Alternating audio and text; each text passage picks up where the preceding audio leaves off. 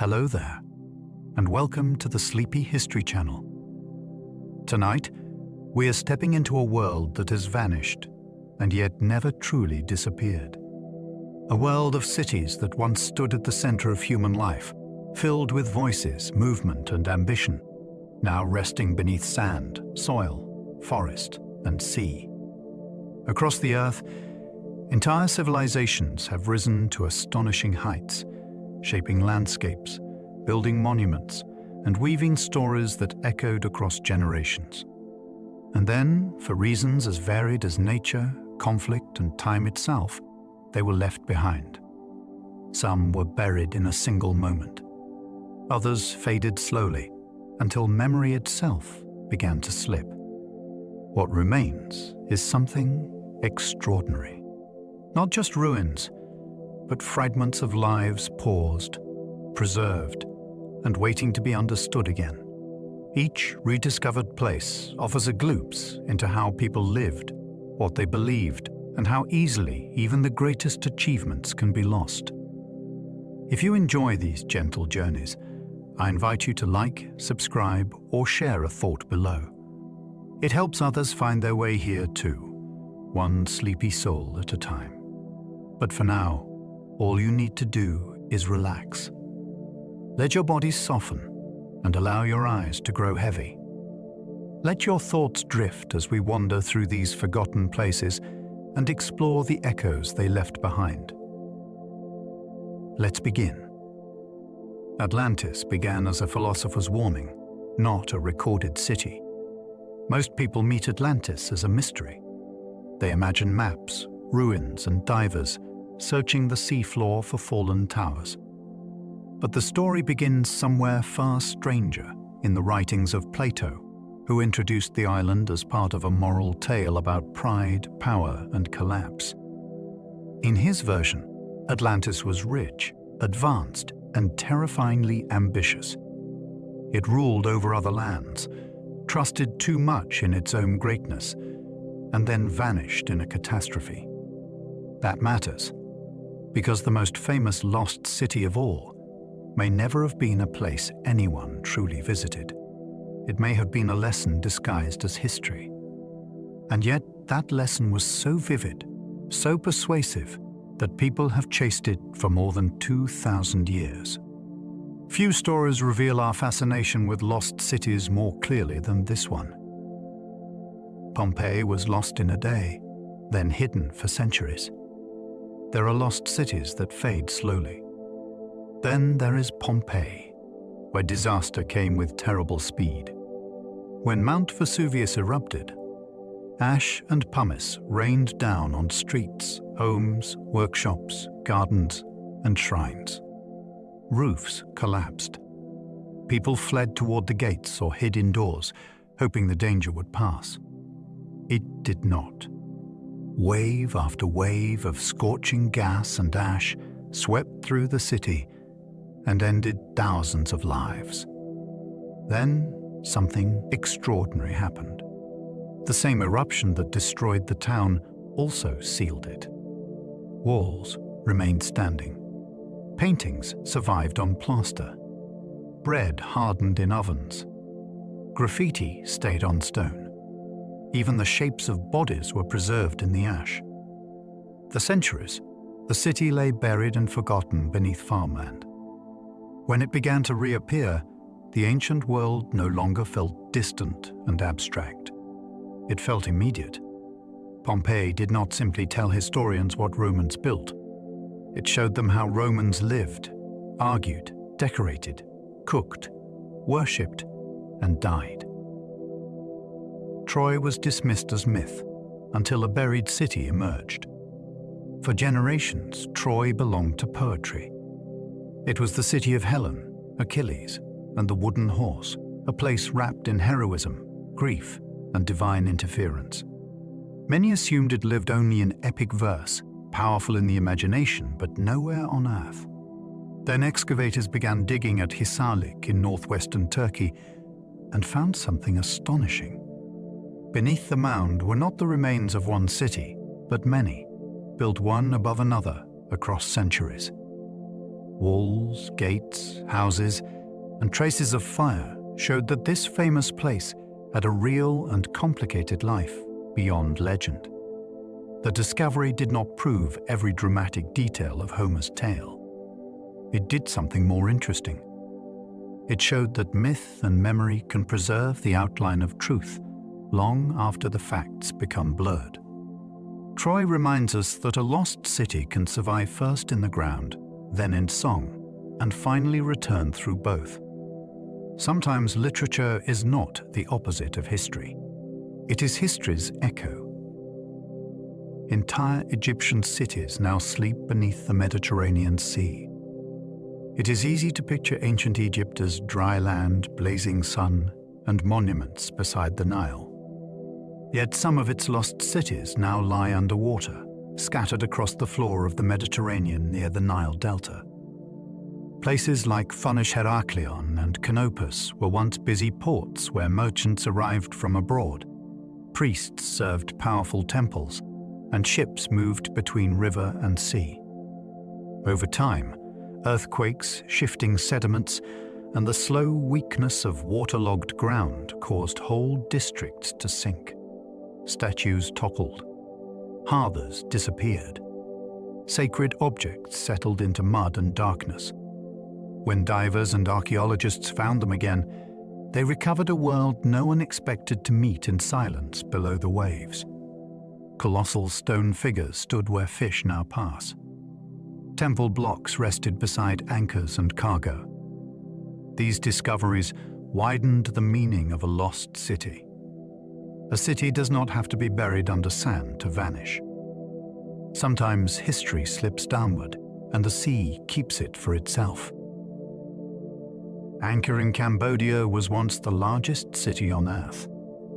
When people think of great ancient cities, they often imagine Rome, Babylon, or imperial capitals crowded with stone. Angkor deserves to stand among them, and in scale, it may have surpassed them all. Centered in present-day Cambodia, it was not just a temple site rising from jungle. It was an immense urban world of neighborhoods, roads, reservoirs, canals, embankments, shrines, and fields, spread across a vast engineered landscape. Its rulers transformed the land with water management on a scale that still astonishes researchers. Massive moats and barrages stored and directed water across seasons, helping support enormous populations. At its center stood monuments like Angkor Wat, where political authority and sacred symbolism fused into architecture of breathtaking ambition. What makes the city even more compelling is that much of its true size remained hidden for centuries beneath forest cover. Only recent mapping revealed how extensive it really was. Angkor was not merely a spectacular ruin. It was one of humanity's greatest urban experiments. A whole Roman town still lies untouched beneath modern streets. Lost cities are not always far away, buried in deserts or hidden in jungles. Sometimes they rest directly below the places people live now. In London, the Roman amphitheatre lies beneath the Guildhall complex. In York and Chester, Roman lairs survive under later streets and buildings. Across Europe and the Mediterranean, ancient towns remain sealed below younger cities that rose above them century after century. Beneath traffic, shops, offices, and apartment blocks, there may be forgotten roads, bathhouses, workshops, drains, and painted walls still waiting in darkness. In some cases, archaeologists uncover these places only during construction, when a new foundation cuts into an old one. The result can feel almost dreamlike. A person walks to work above a street laid out nearly 2,000 years ago and never knows it. Lost cities are not always remote. Sometimes they survive under our feet, patient and complete, beneath the ordinary noise of the present. Some lost cities vanished under jungle so thick they became legend. Jungle does not bury a city the way ash or sand can. It does something more unsettling. It wraps, splits, and slowly consumes. Roots force apart masonry. Moisture softens walls. Leaves and vines hide stairways, courtyards, and causeways until stone begins to look like part of the forest itself. That is one reason so many cities in the Maya world drifted into legend.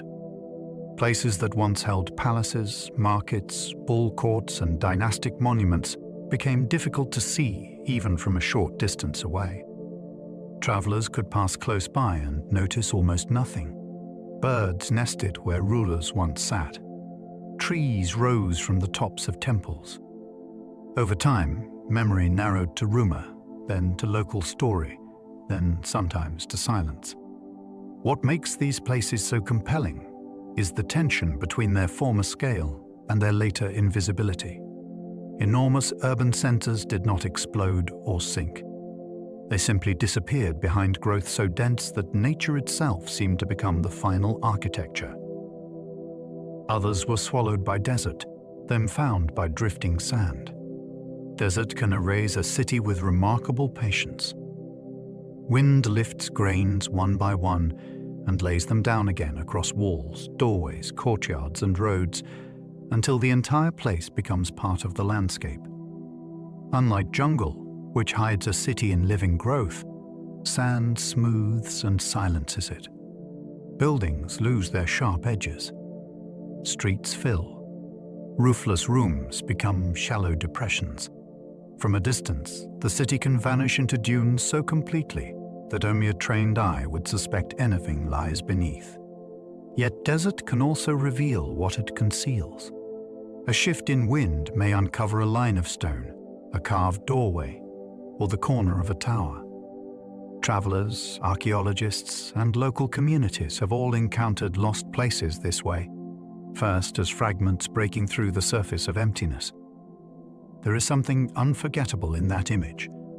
A city once built to dominate a harsh landscape ends up hidden by that same landscape, then reintroduced to history by the restless motion of the sand itself. One Inca city survived because the conquerors never found it. Machu Picchu holds a special place among lost cities because its disappearance was not caused by destruction. It survived in part through absence, through the simple fact that Spanish conquerors never reached it. High in the Andes, it remained beyond the main routes of colonial power, while other Inca centers were attacked, occupied, or transformed. That isolation mattered. Stone terraces, finely fitted walls, ceremonial spaces, and carefully planned buildings stayed in place long after the empire that built them had fallen. Local people in the region knew of the site, so it was not lost in every sense. What vanished was broader, outside awareness. When the city entered global attention in the 20th century, it appeared not as a field of broken rubble, but as a place of extraordinary preservation and setting. Mountains enclosed it. Clouds moved across its ridges. The architecture still seemed in conversation with the landscape. Its survival shows that sometimes a city escapes history's worst blows simply by remaining unseen. Lost cities are not always destroyed. Sometimes the world simply forgets them. This may be the most haunting truth of all. A city does not need to burn, sink, or collapse to be lost. It can endure physically while memory unravels around it. Trade shifts elsewhere. Empires fall. Roads go unused. A language disappears. A name changes. A population leaves, and the next generation settles somewhere closer to water, safer ground, or better opportunity. The old place remains, but fewer people have reason to visit it, speak of it, or pass on its story. Centuries later, ruins stand in plain sight and still feel unknown. This kind of loss is quieter than catastrophe, but in some ways it is stranger. It means human remembrance is as fragile as mud brick, timber, or plaster.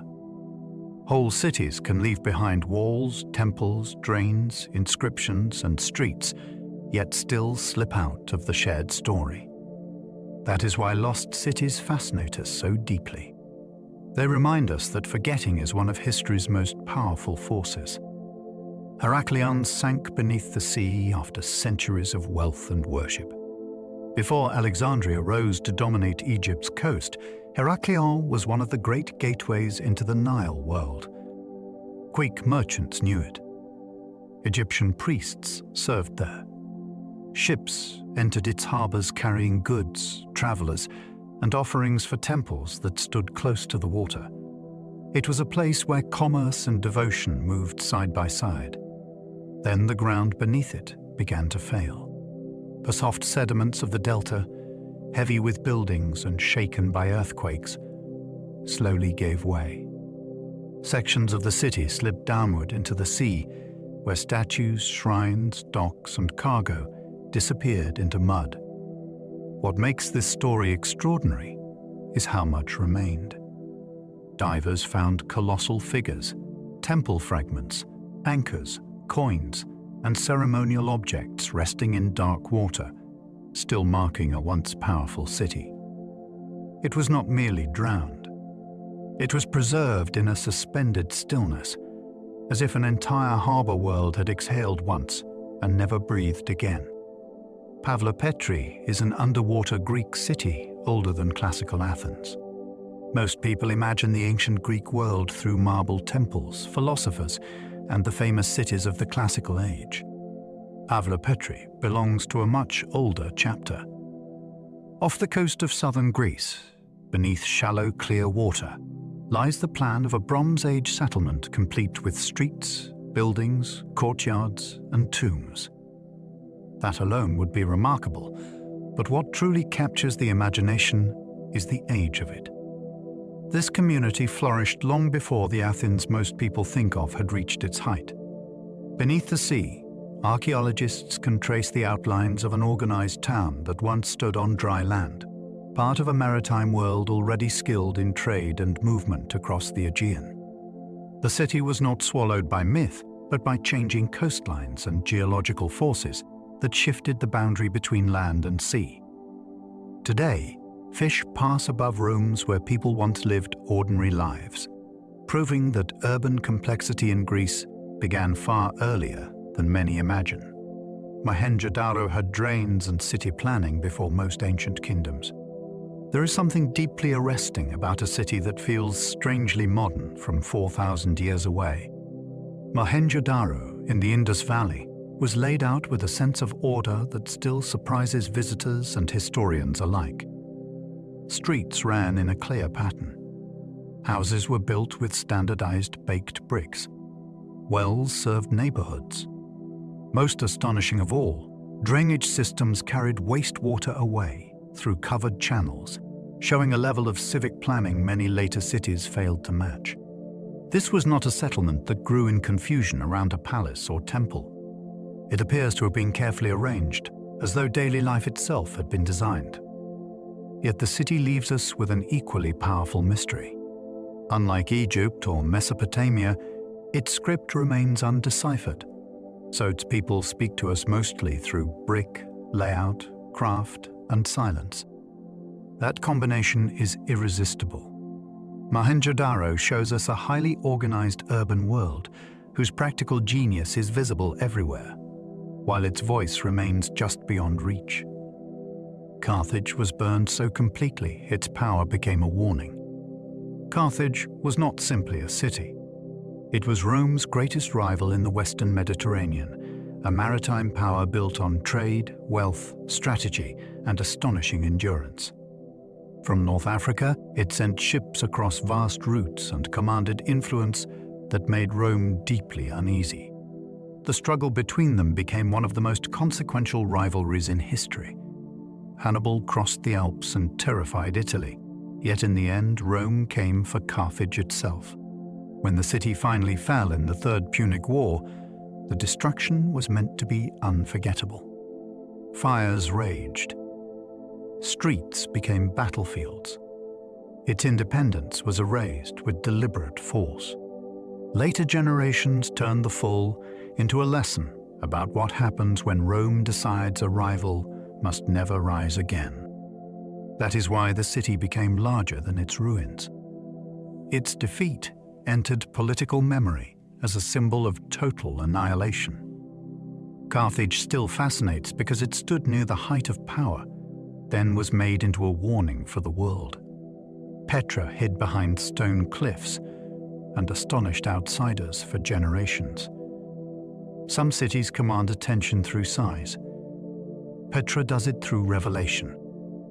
Hidden within a landscape of rose-colored rock in present-day Jordan, it was approached through a narrow, winding gorge called the Siq, where cliff walls close in and the outside world disappears.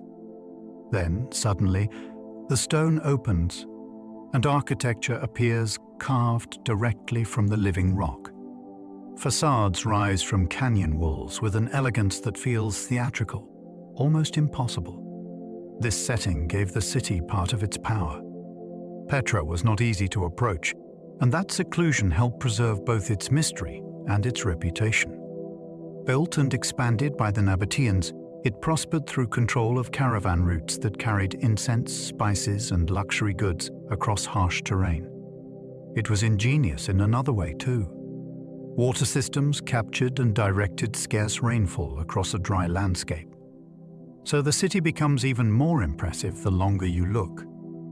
It was dramatic in appearance, strategic in location, and brilliant in survival.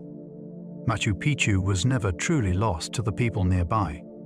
The phrase, "lost city," can sometimes conceal as much as it reveals. Machu Picchu is a perfect example.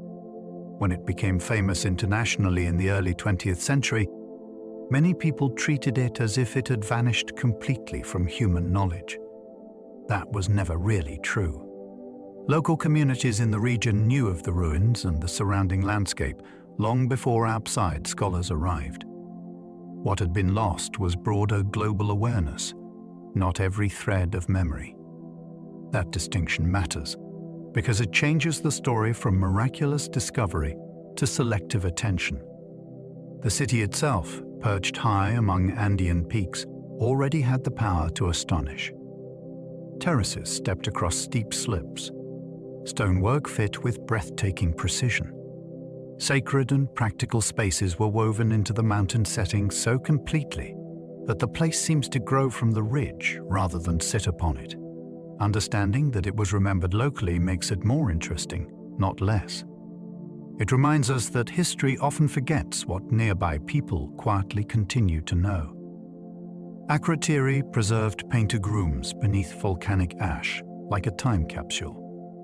On the island of Thera, now called Santorini, a flourishing Bronze Age town met catastrophe when a volcanic eruption buried it beneath deep layers of ash.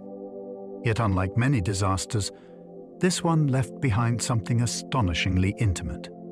At Akrotiri, entire rooms survived with vivid war paintings still clinging to plaster. Staircases remained. Storage jars stood in place. Architecture endured in a way that allows the ancient town to feel startlingly inhabited, even though its people had already fled before the final destruction came. That detail matters. This is not mainly a story of bodies frozen in final moments. It is a story of a city paused after evacuation, as if daily life had been interrupted and sealed before the return.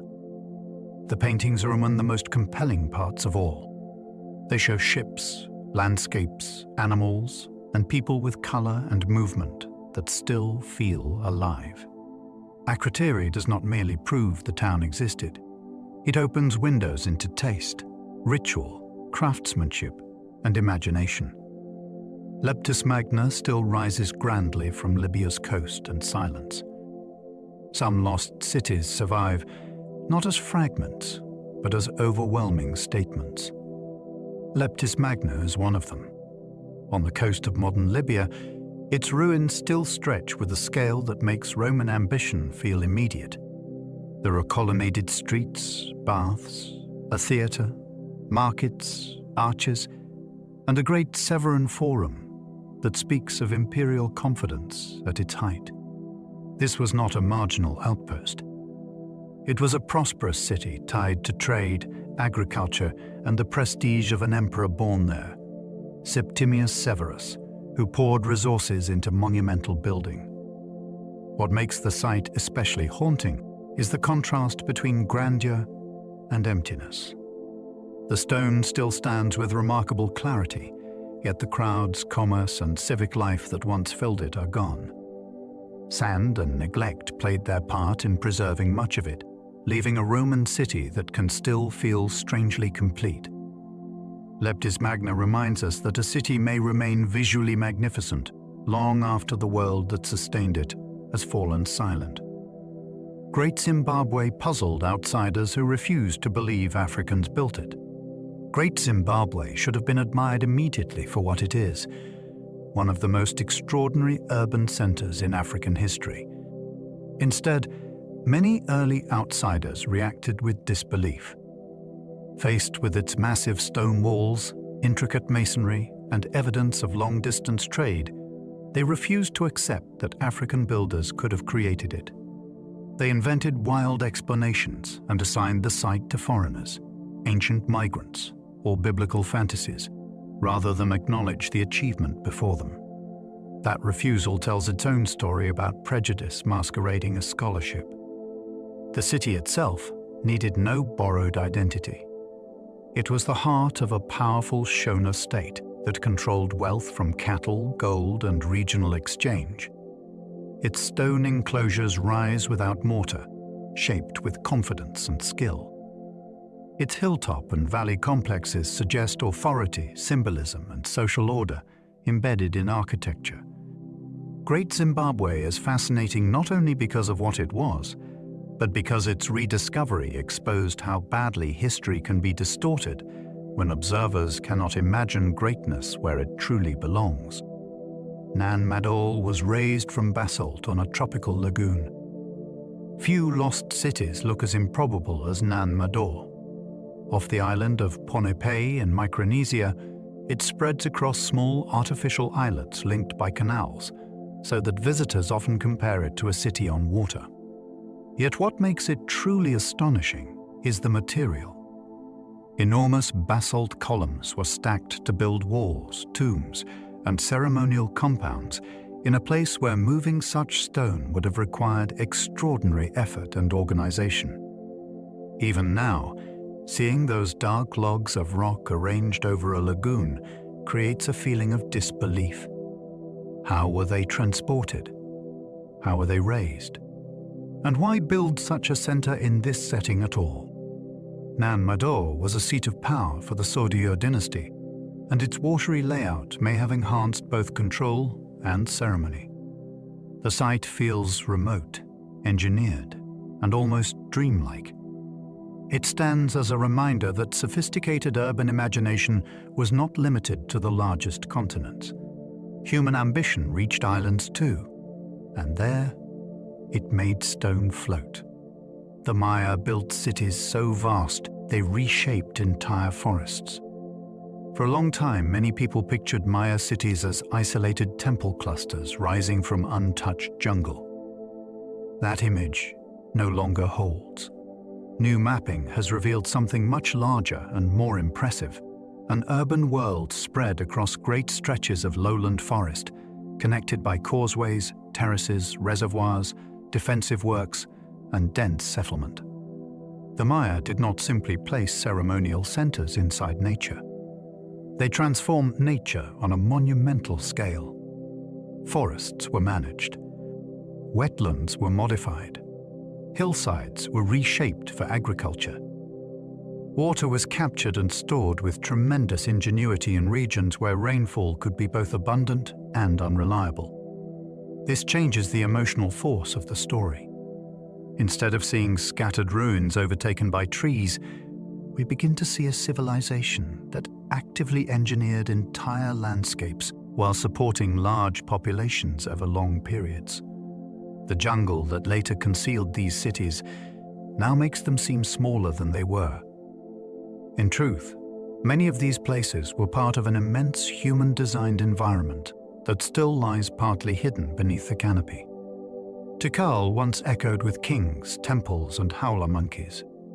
Tikal has the power to feel cinematic, even before you know its history. In the Guatemalan forest, Steep temple pyramids rise above the canopy like stone mountains, and from the trees comes the deep, unsettling call of howler monkeys. That sound matters because it helps bridge the distance between ruin and life. This was once one of the greatest Maya cities, a center of kingship, writing, ceremony, warfare, and diplomacy. Its rulers recorded victories, marriages, and dynastic claims on carved monuments that still survive. Broad plazas opened between towering structures. Causeways linked important precincts.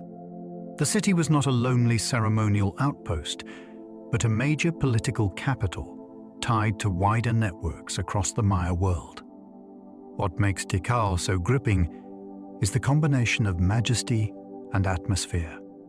The architecture still dominates the forest, yet the living forest dominates the experience. You stand among evidence of power while hearing the same animal voices that once surrounded that power, and the city seems to awaken. Calakmul rivaled Tikal in a struggle hidden by jungle. Some of the most dramatic contests in ancient history took place far from the places most people learn first. Calakmul and Tikal were two great Maya powers locked in rivalry for generations, competing through war, alliances, tribute, dynastic marriage, and political strategy across a broad lowland world. Calakmul, in present-day Mexico, was no minor challenger.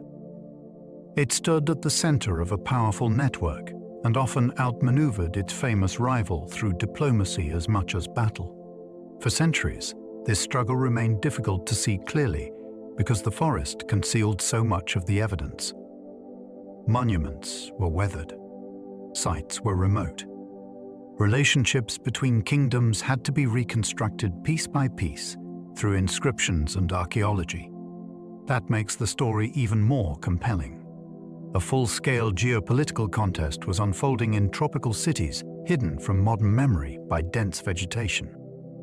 Calakmul proves that lost cities were not isolated marvels. They were active players in shifting systems of power, ambition, and calculated survival. Karakol remained invisible until the forest gave up its secrets. Karakol in Belize is one of the best reminders that a city can be enormous and still remain difficult to grasp. For years, the jungle made it seem far smaller than it really was. Temples emerged here and there, but the wider urban landscape stayed hidden beneath trees and thick growth. Then new surveying methods, especially LIDAR, began peeling back the canopy without disturbing it. What appeared was extraordinary. Roads stretched outward. Agricultural terraces covered hillsides. Residential areas spread across a far larger area than many had imagined. This was not just a ceremonial center surrounded by wilderness. It was a vast and densely organized city, integrated into its environment through planning and labor on a remarkable scale. The discovery reshaped understanding not only of one place, but of Maya urbanism more broadly. Karakol became a revelation about hidden complexity. The forest had not protected a single ruin. It had concealed an entire living system, waiting for technology to ask the right questions. Copon preserved royal history in carved stone stairways. At Copon, in present-day Honduras, history rises step by step. The city is famous for its artistic refinement, but one monument in particular gives it unusual power: the hieroglyphic stairway. This great staircase was covered with carved blocks bearing one of the longest-known Maya inscriptions, a dynastic record in stone that turned architecture into narrative. Instead of hiding memory in fragile documents, Copon embedded it into the climb itself. As people moved upward, they moved through the story of rulers, legitimacy, and ceremonial identity. That alone would make the site unforgettable, yet Copon offers more. Its sculptures show a remarkable level of detail and individuality, with kings presented in forms that feel both symbolic and deeply personal. The city becomes a meeting point between political power and artistic mastery. What survives there is not just masonry. It is a deliberate attempt to preserve memory against time. In that sense, Copon is fascinating because it was built not only to impress, but to be remembered. El Mirador built massive monuments deep in the Guatemalan wilderness. El Mirador feels almost unreasonable. Deep in the Guatemalan wilderness, far from the image many people carry of accessible ancient capitals, lies a city whose monumental scale reaches back into the pre-classic Maya world. Some of its pyramidal complexes are so immense in volume that they rival or exceed far more famous constructions elsewhere. This matters because it pushes sophisticated, large-scale urban ambition much earlier than many once assumed. The city was not a late flowering of Maya achievement. It was evidence that complex organization, labor mobilization, and monumental ideology were already operating on breathtaking levels centuries before the classic dynasties reached their peak. Causeways linked major groups across the landscape, suggesting a carefully structured environment rather than isolated sacred islands in forest. El Mirador still carries a sense of remoteness that intensifies its effect. To imagine people building on such a scale in that setting is to feel the audacity of ancient urban vision. It is less a ruin than an argument against underestimating the past. Palenque joined mathematics, kingship, and poetry in one city. Palenque is one of the most elegant cities of the Maya world, but its true beauty lies in how many forms of intelligence meet there at once. Its rulers did not simply build temples and palaces. They filled the city with writing that tied political authority to time, ancestry, ritual, and cosmic order. The inscriptions are some of the richest in the Maya world, and through them we meet figures like K ejective 1IC, HJANAAB, ejective Pakao, whose tomb became one of the most famous royal burials in the Americas. Yet Palenque never feels like a city of brute scale alone. Its architecture is refined. Its reliefs are expressive. Its texts move with a kind of ceremonial rhythm that can feel almost literary. Knowledge, beauty, and power are braided together there. Mathematical reckoning shaped its calendar. Dynastic ambition shaped its monuments. Language shaped its memory. Palenque fascinates because it shows a city where intellect was not hidden behind authority. It was part of authority's very performance. Teotihuacan's builders remain uncertain despite the city's enormous scale. Few ancient cities provoke awe as quickly as Teotihuacan.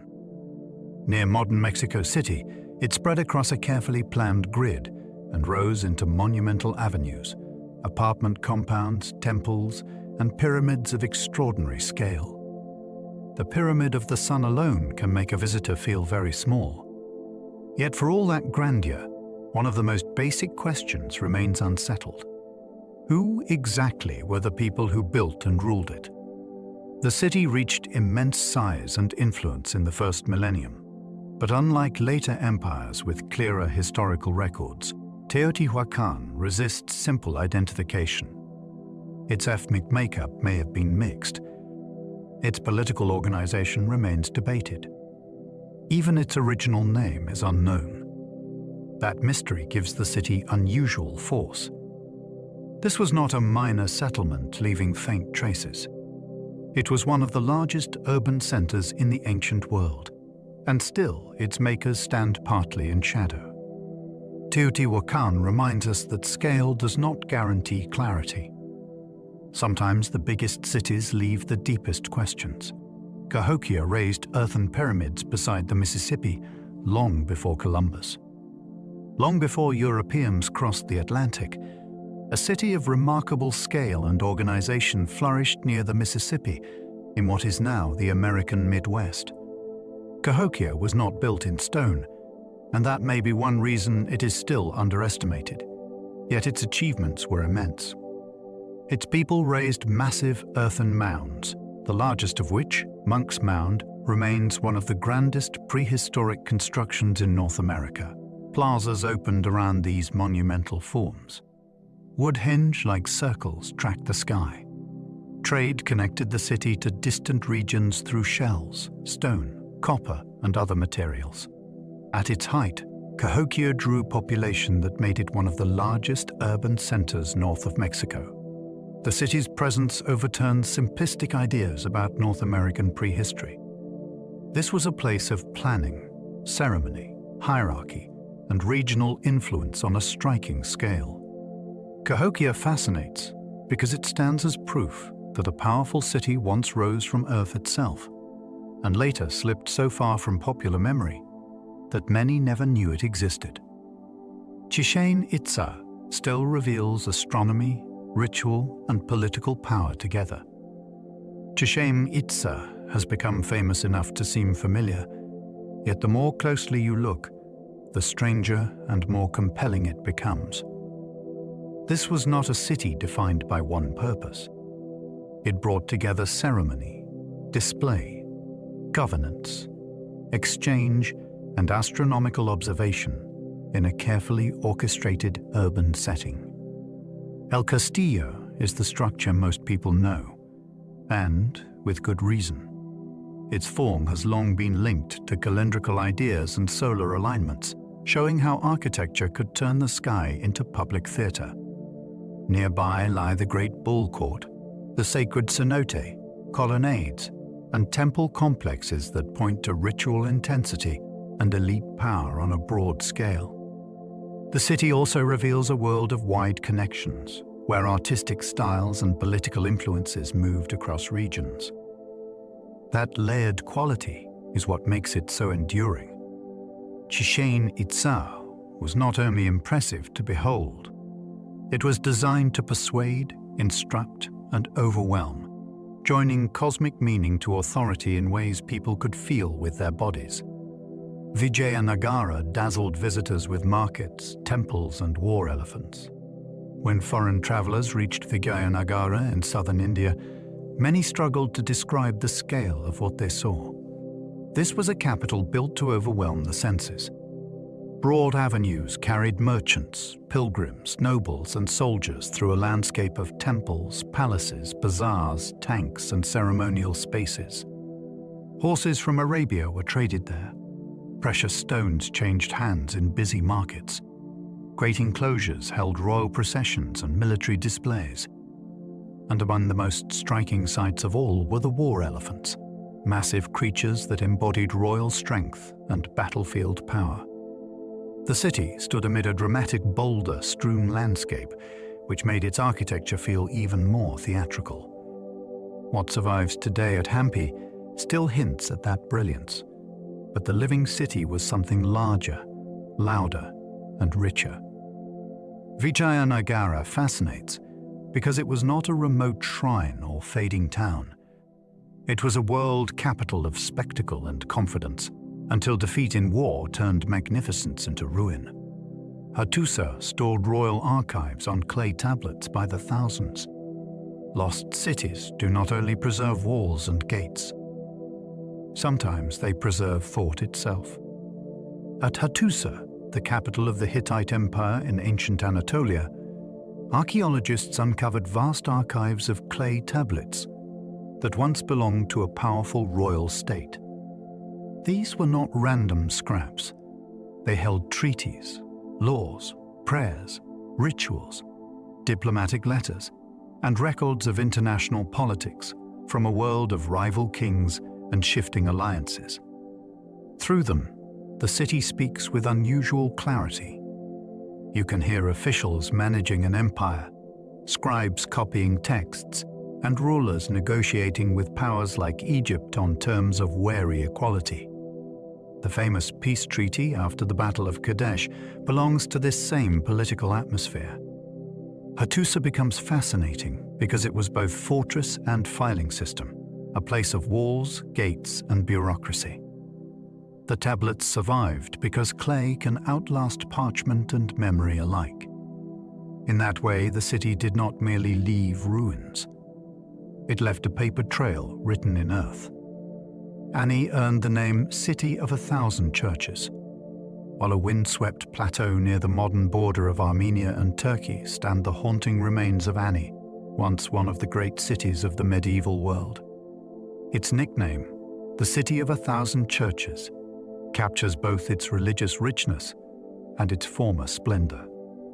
At its height, Ani was a capital of Armenian kings and a thriving center of trade, craft, and pilgrimage. Its churches rose with domes and arches that still feel elegant even in ruin. Cathedrals, chapels, walls, and palaces marked a city that was both sacred and strategic. Caravans passed through it. Dynasties fought for it. Earthquakes damaged it. Invasions weakened it. Trade routes shifted away from it. Over time, the life drained out and the silence grew. What makes Ani so compelling is the way beauty remains visible through abandonment. The structures still stand against open sky, and their emptiness makes the vanished city feel all the more human, fragile, and unforgettable. Persepolis burned, yet its stone reliefs still speak clearly. Persepolis was created to project imperial power on a magnificent scale. Founded by the Achaemenid Persian kings, it rose as a ceremonial capital where delegations from across a vast empire approached terraces, stairways, and halls designed to display order, wealth, and controlled grandeur. On the great reliefs, carved figures still ascend in formal procession, bringing tribute from distant lands in carefully rendered detail. You can see garments, gifts, hairstyles, and posture, all part of a visual language of empire. Then came Alexander's conquest, and with it the fire that helped turn the city into legend. The blaze damaged roofs, halls, and wooden elements, but the stone endured. That survival is what gives Persepolis its strange power. The city was attacked, burned, and abandoned, yet its imagery remains eloquent. It still tells a story of an empire that ruled across languages and landscapes. Even in ruin, Persepolis does not whisper. It announces itself in carved stone and disciplined calm.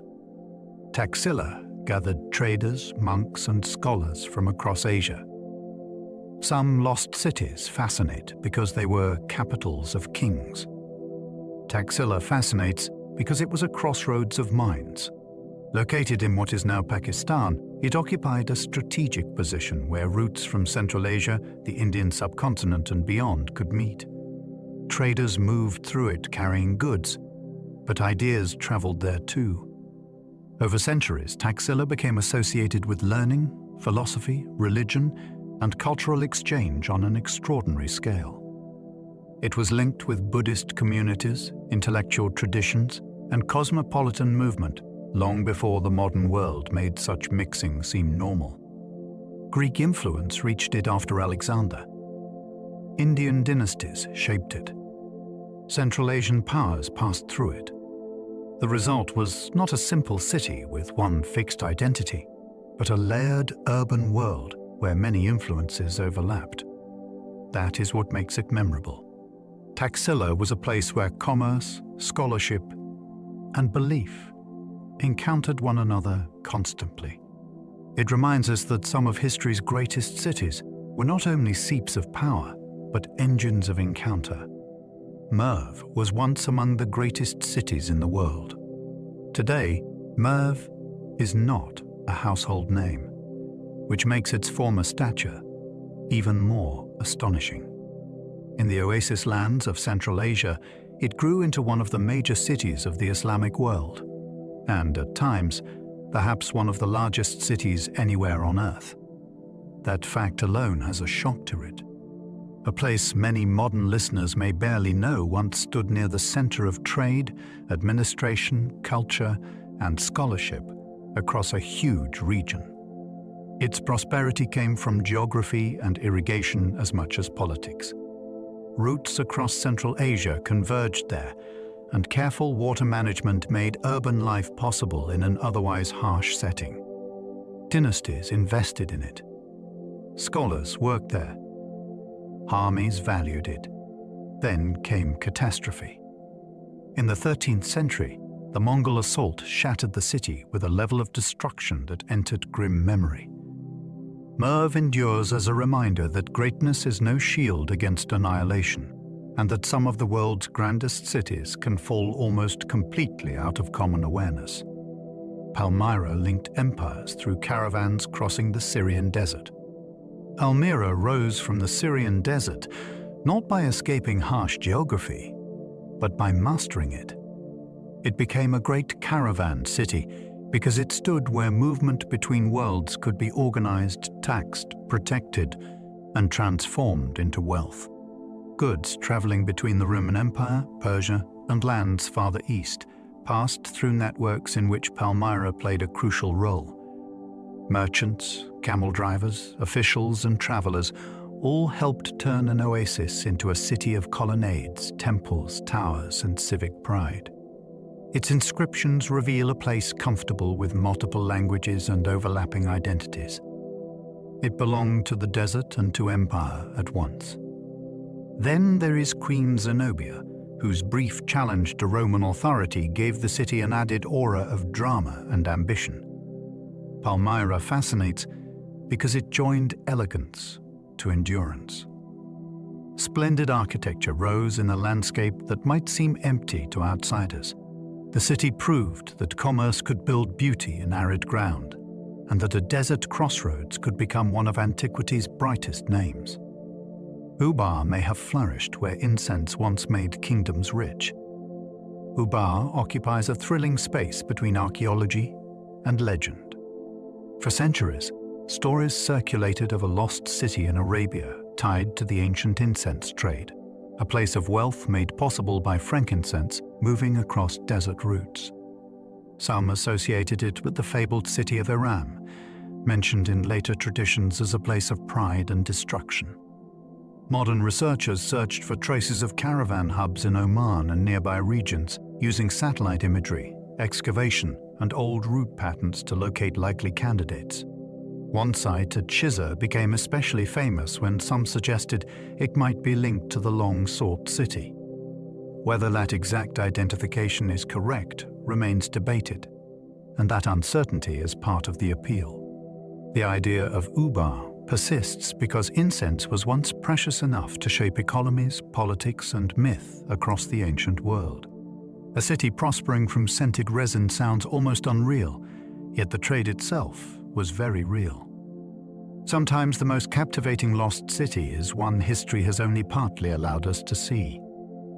Dingino proves great African cities thrived without stone monuments.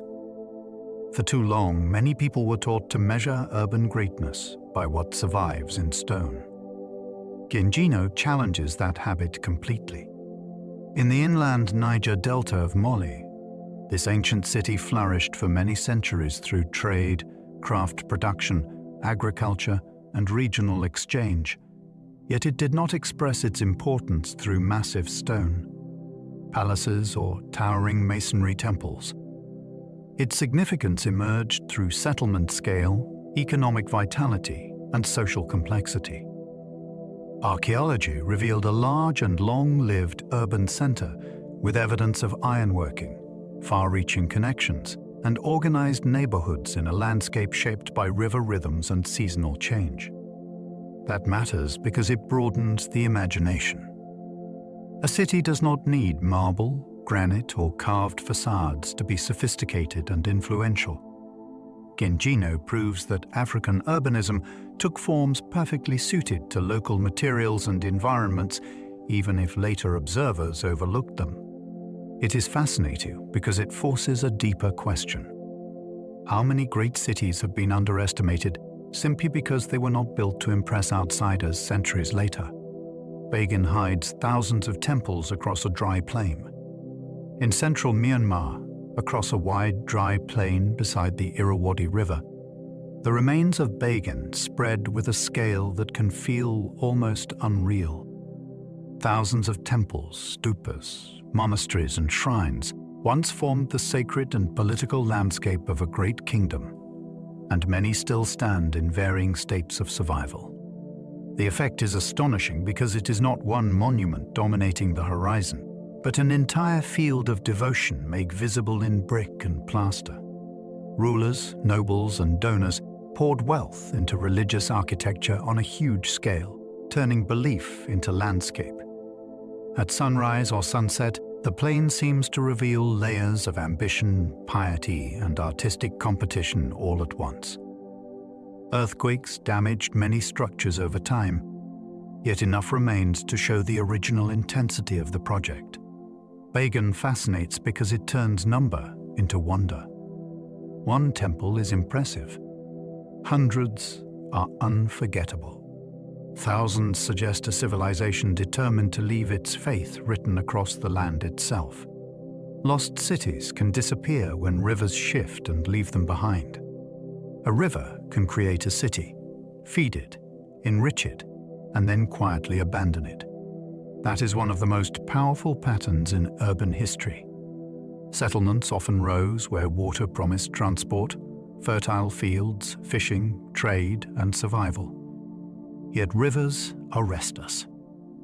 They meander, flood, silt up old channels, carve new ones, and sometimes move far enough that a once ideal location becomes stranded. When that happens, harbors turn to mud, fields dry out, wells fail, and the practical logic of the city begins to weaken. The buildings may still stand for a while, but their reason for existing starts to fade.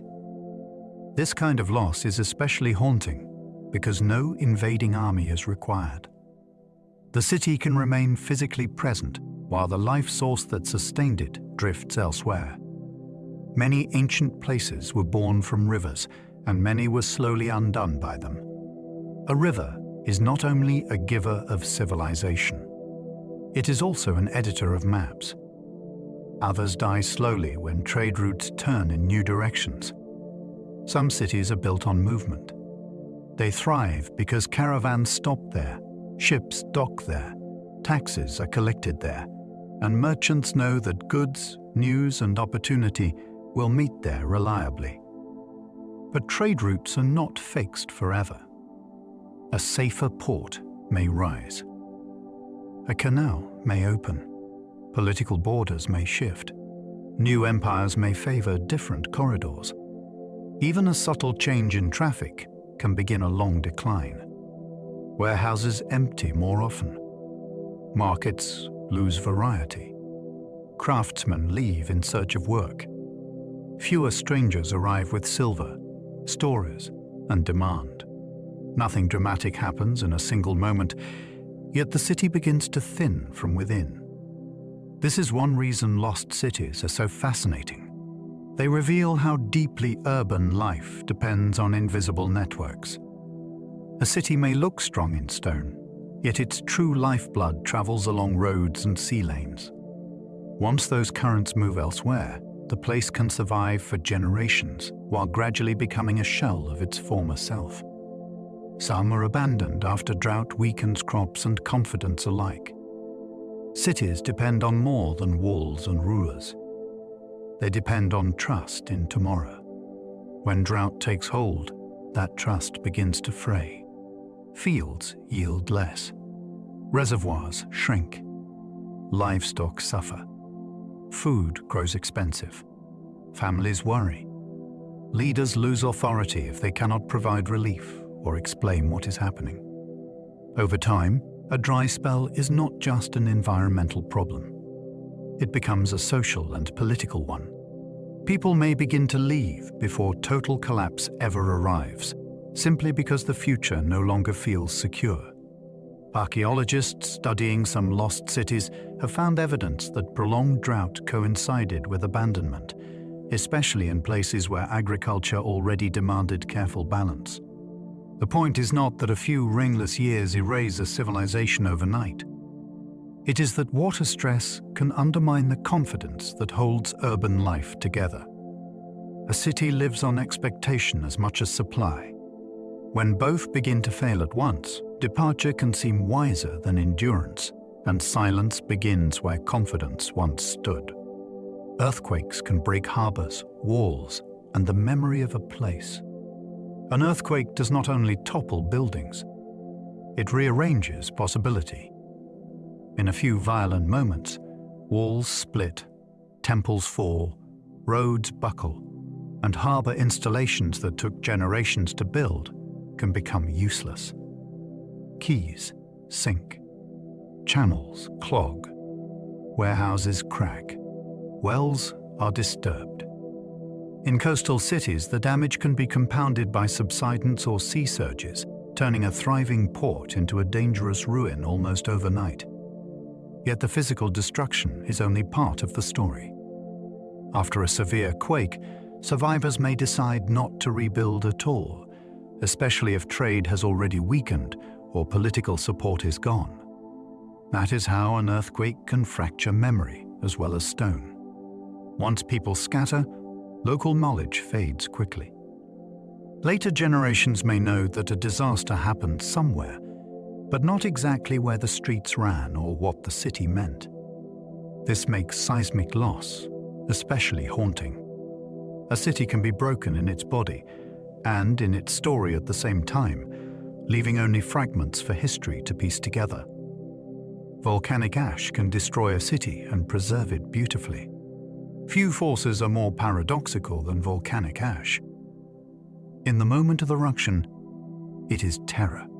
It darkens the sky, chokes breath, collapses roofs, and turns ordinary streets into death traps. Yet afterward, it can become one of archaeology's greatest gifts. Fine ash settles into cracks, rooms, workshops, and courtyards, sealing spaces from weather, looting, and later disturbance. Wood may vanish, but its impressions remain. Paint can survive on walls. Containers stay where they were left.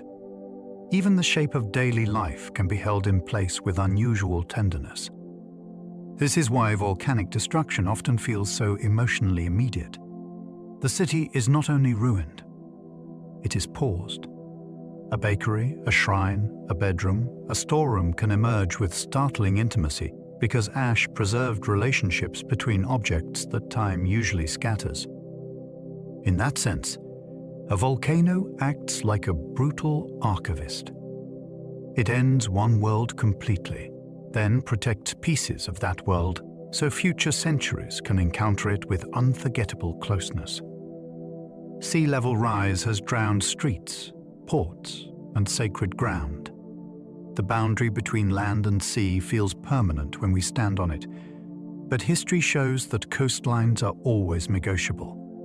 Over centuries, rising waters can claim low-lying districts, undermine foundations, flood cemeteries, and turn active ports into underwater ruins. Sometimes the process is gradual enough that generations adapt step by step.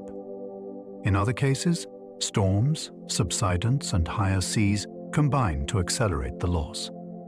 Harbors that once welcomed ships become shallows or open water.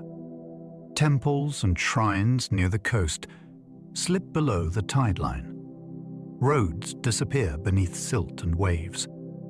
The emotional force of this kind of loss is distinct. The city is not smashed in a single dramatic blow. It is quietly taken, meter by meter, until the map no longer matches memory. Underwater archaeology has revealed many such places where anchors lie near fallen columns and fish pass above former streets. These drowned cities remind us that the sea is not only a highway of exchange, it is also a patient collector. War can erase a city so thoroughly survivors scatter forever. There are times in history when conquest means more than occupation.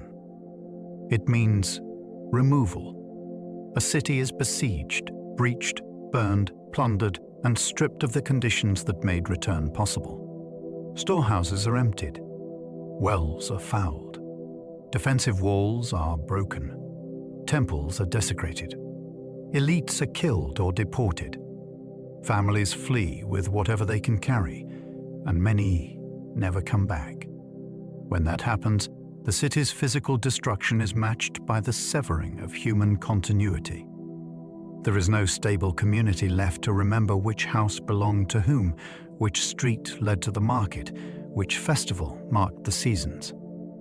Survivors carry fragments of memory into exile, but the place itself is left to weather, scavenging, and silence. That is one reason warfare produces some of the most difficult lost cities to reconstruct. Not only were the buildings damaged, the social thread that could have reknit them was torn apart. A city can survive fire. It struggles to survive dispersal. Disease can empty neighborhoods before a single wall collapses. Not every lost city falls to visible violence. Sometimes the streets empty first. Disease can move through an urban population with terrifying speed, especially where people, animals, trade goods, and limited sanitation meet closely every day. Markets still stand. Houses remain intact. Temples are not yet damaged. Yet the city begins to hollow out from within. Doors stay closed. Workshops fall quiet. Burial grounds fill faster than usual. Fear changes movement and trust. Those who can leave often do, carrying both grief and infection along new roads. Even after the worst passes, the labor needed to sustain urban life may be gone. Fields are neglected. Systems of supply weaken. Authorities cannot collect, organize, or repair. A city may linger physically for years after that, but its pulse has changed. This is what makes disease such a haunting force in the story of lost places. It attacks the human network before it attacks architecture, and once enough lives are missing, even strong walls become little more than scenery. Political collapse can leave palaces standing with nobody left inside. A city may look powerful from the outside and still be dangerously hollow within. Palaces, courts, storehouses, temples, and administrative buildings all depend on systems that are less visible than stone. They need officials, taxation, labor, military protection, grain supply, and a population that still accepts the legitimacy of rule. When that political structure breaks down, the architecture may remain for a time, but the machine that animated it has stopped. A throne room without authority is only a chamber. A palace without servants, scribes, guards, and petitioners becomes an empty shell much faster than its walls suggest. In some ancient cities, archaeology reveals abrupt endings to elite occupation, even when monumental buildings survived physically. That contrast is unforgettable. Grandeur can outlast governance, but only briefly in human terms. The image of intact halls standing silent captures something essential about lost cities. Urban life is not sustained by masonry alone. It depends on belief, organization, and obedience, all of which can vanish before the roof does. Sometimes a city survives, but its written name does not. One of the strangest things in archaeology is to find a city before you know what it was called. Walls are there. Streets are there. Temples, houses, drains, workshops, and graves all survive. Yet the name that once summoned the whole place is being lost. That can happen when inscriptions are broken, scripts go unread, later populations use different terms, or surviving texts describe places too vaguely to identify with certainty. The result is deeply unsettling. A city can remain materially present, while the word that gathered its identity disappears from history. This matters because names are not small details. They carry memory, politics, pride, and belonging. Without them, even an impressive site can feel curiously out of focus. Archaeologists may assign modern labels or guess at ancient ones, but uncertainty lingers. That gap is part of what makes lost cities so powerful. You can walk through a place shaped by thousands of lives and still not know what its own people called home when they spoke of it aloud. Desert caravans once passed cities now stranded far from water. In many dry lands, a city could live only because people mastered distance. Caravans carried incense, cloth, metals, grain, and news from one water source to another, turning harsh routes into lines of survival. A settlement placed near a spring, a seasonal river, or a managed well could become indispensable. Camels arrived in long files. Warehouses filled. Markets swelled. Then, time altered the terms. Wells failed. Rivers retreated. Aquifers weakened. Trade patterns shifted toward easier routes. What had once been a lifeline became an empty track across heat and dust. That is why some ruins now sit in landscapes that feel impossible for urban life. They were not built foolishly. They were built in a different environmental moment, when water and movement briefly agreed to support them.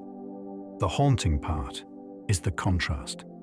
A city that once offered rest, shade, bargaining, and relief now stands marooned from the very condition that made it matter, like a harbor stranded in sand.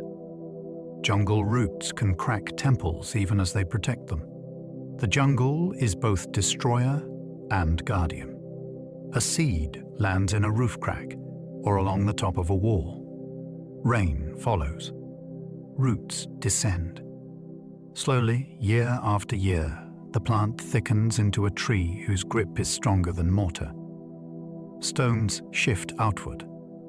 Staircases buckle. Carved blocks are pried apart with patient force no army could match.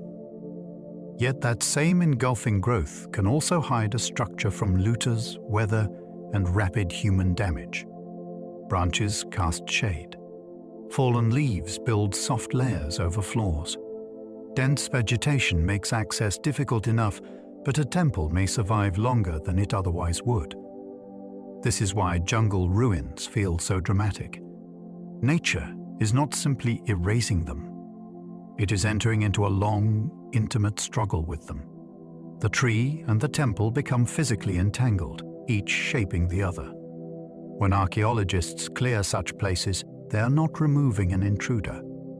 They are interrupting a centuries-long relationship between architecture and living forest. Sand can bury a city gently enough to save it. Burial does not always mean violence. Sometimes a city disappears beneath drifting sand so gradually that the process becomes a kind of protection. Wind carries grain after grain into alleys, courtyards, doorways, and roofless rooms until walls are half covered, then nearly gone from sight. To the people leaving, it may have felt like surrender to an advancing landscape. To archaeology, it can look almost merciful. Sand cushions surfaces from rain. It blocks later disturbance. It can seal fragile objects, flaws, and architectural outlines in a stable dryness that preserves detail with surprising tenderness. This is one reason desert ruins can emerge looking astonishingly legible after centuries of absence. The dunes did not love the city, of course. They silenced it. Yet in silencing it, they also shielded it from many of the harsher forms of decay. That paradox is unforgettable. A city may be hidden by one of the most restless substances on Earth and still come back with its shape beautifully remembered. Mud brick cities can vanish almost completely back into the earth. Some of the greatest cities in history were not built to leave dramatic skeletons behind. They were built from mud brick, one of the most sensible materials ever used for large-scale settlement. It was practical, abundant, insulating, and suited to hot climates. Walls could rise quickly. Houses could be expanded. Whole urban quarters could be constructed from earth shaped by hand and sun. But the material carries a strange destiny. Once roofs fail and maintenance stops, mud brick begins to soften, slump, and collapse into low mounds that can look almost natural from a distance. A city of thousands of rooms can become a series of humps in the landscape. This is why some ancient capitals seem to disappear so completely. They do not leave soaring ruins. they melt back into the ground from which they came. There is something deeply moving in that cycle. A city rises from earth, houses generations of human effort, then slowly returns to earth again, as if architecture itself had only borrowed the land.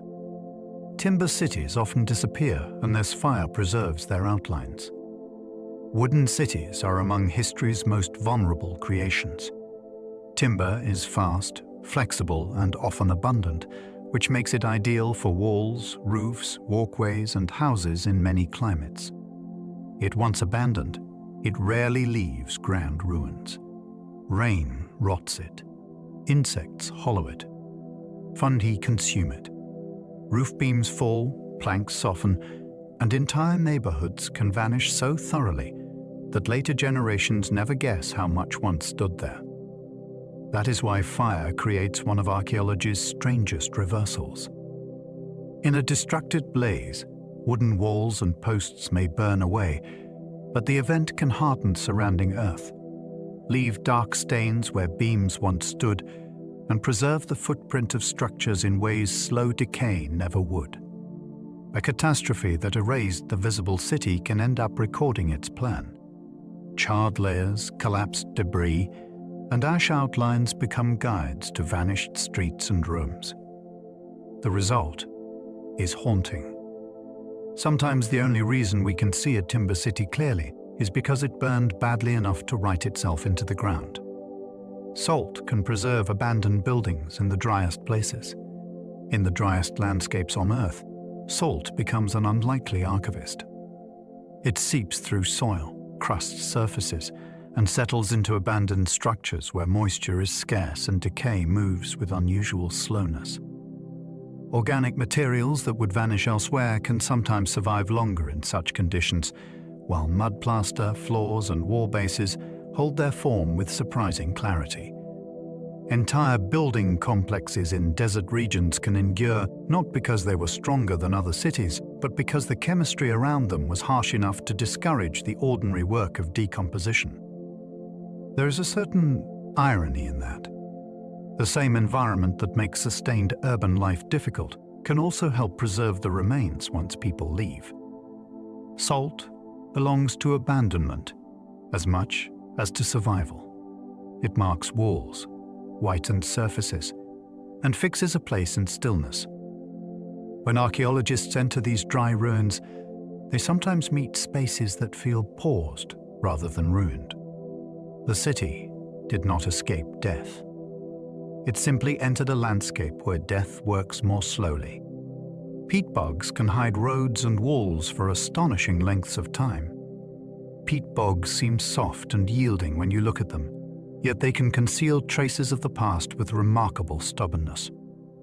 In waterlogged ground where oxygen is limited, organic material may decay far more slowly than expected. Wood, leather, fibers, and worked surfaces can survive in conditions that would destroy them almost anywhere else. That is why roads, trackways, and even structural remains sometimes emerge from bog landscapes with an eerie sense of immediacy. A line of timber laid down centuries or even millennia ago can reappear beneath dark, wet ground, showing where people once crossed difficult terrain or linked scattered communities. The bog did not preserve a city whole in the way ash or sand might, but it can keep the infrastructure of movement hidden for astonishing spans of time. That changes how we imagine lost places. A vanished settlement may be gone above ground, yet the wet earth nearby still remembers the path to it, like a damp archive no one meant to build. River silt can seal lost harbors beneath fertile farmland. A harbor can disappear without the sea ever leaving. Rivers carry enormous loads of sediment, and where they slow, spread, or enter coastal zones, that material settles. Basin by basin, season by season, silt gathers in channels, docks, and anchorages until deep water becomes mudflat, then marsh, then solid ground suitable for cultivation. To later generations, the result can look wonderfully productive. Wheat grows, orchards spread, villages rise on rich soil. Yet beneath that fertility may lie the remains of quays, warehouses, mooring stones, and waterfront streets from a city that once depended on ships. This is one of history's most elegant disguises. The same river that made trade possible can later bury the evidence of trade beneath farmland. Archaeologists studying old deltas and floodplains often find that prosperous agricultural land is also a grave for maritime history. A lost harbor does not always lie under waves. Sometimes it lies under crops, hidden by the very sediment that made the land desirable all over again. Coral and shell can grow over cities drowned by the sea. Once a city sinks beneath the sea, it does not remain unchanged. Water begins a new chapter of construction. Coral attaches to stone. Shell-forming creatures coat surfaces. Marine plants weave through cracks. Fish move through windows and broken colonnades. Over long spans, the drowned architecture becomes part ruin and part reef. This transformation is visually beautiful, but it also changes the meaning of the site. A former human landscape enters another living system altogether. Steps that once carried processions now support coral growth. Fallen blocks collect shell and lime until carving softens under a skin of marine life. That is why underwater ruins can feel so dreamlike. They are not simply preserved versions of the past. They are collaborations between history and biology. The city is still there, but it has being rewritten by the sea in color, texture, and silence. It no longer belongs only to memory. It belongs to the creatures that settled over it and turned abandonment into habitat. Ice can hold traces of ancient travel where cities once traded. In cold regions, the story of a lost city may survive not only in ruins, but in frozen paths leading to and from it. Ice and permanent snowfields can preserve tracks of movement in indirect ways, keeping objects, route markers, animal remains, and discarded goods in conditions that slow decay dramatically. Where traders once crossed mountain passes or winter roads, the cold may still hold evidence of commerce that linked distant settlements. A glove, a piece of cloth, a pack fragment, a shoe, or a tool can emerge from melting ice and reveal that urban life depended on journeys through severe landscapes. This matters because cities are often imagined as fixed places, yet they live through motion. A market square in one valley might depend on people who crossed frozen heights weeks earlier. When the ice preserves a trace of that effort, it restores part of the city's reach. The ruin may stand below, but the cold above still remembers the labor that once kept it connected. Archaeologists sometimes find cities first through broken pottery, not monuments. The romantic image of discovery often begins with a great temple or a towering wall rising from the ground. In reality, the first clue is often much humbler. A scatter of broken pottery on the surface can tell archaeologists that people lived, cooked, stored, traded, and discarded things in a particular place for a long time. Pottery survives where wood rots and mud brick melts. It carries shape, color, texture, and manufacturing style across centuries. A few sherds in a field can reveal that an apparently ordinary mound is not natural at all, but the worn-down remains of a settlement. Follow those fragments far enough, and an entire city may begin to emerge. There is something wonderful in that. The past does not always announce itself with grandeur. Sometimes it begins with rubbish underfoot.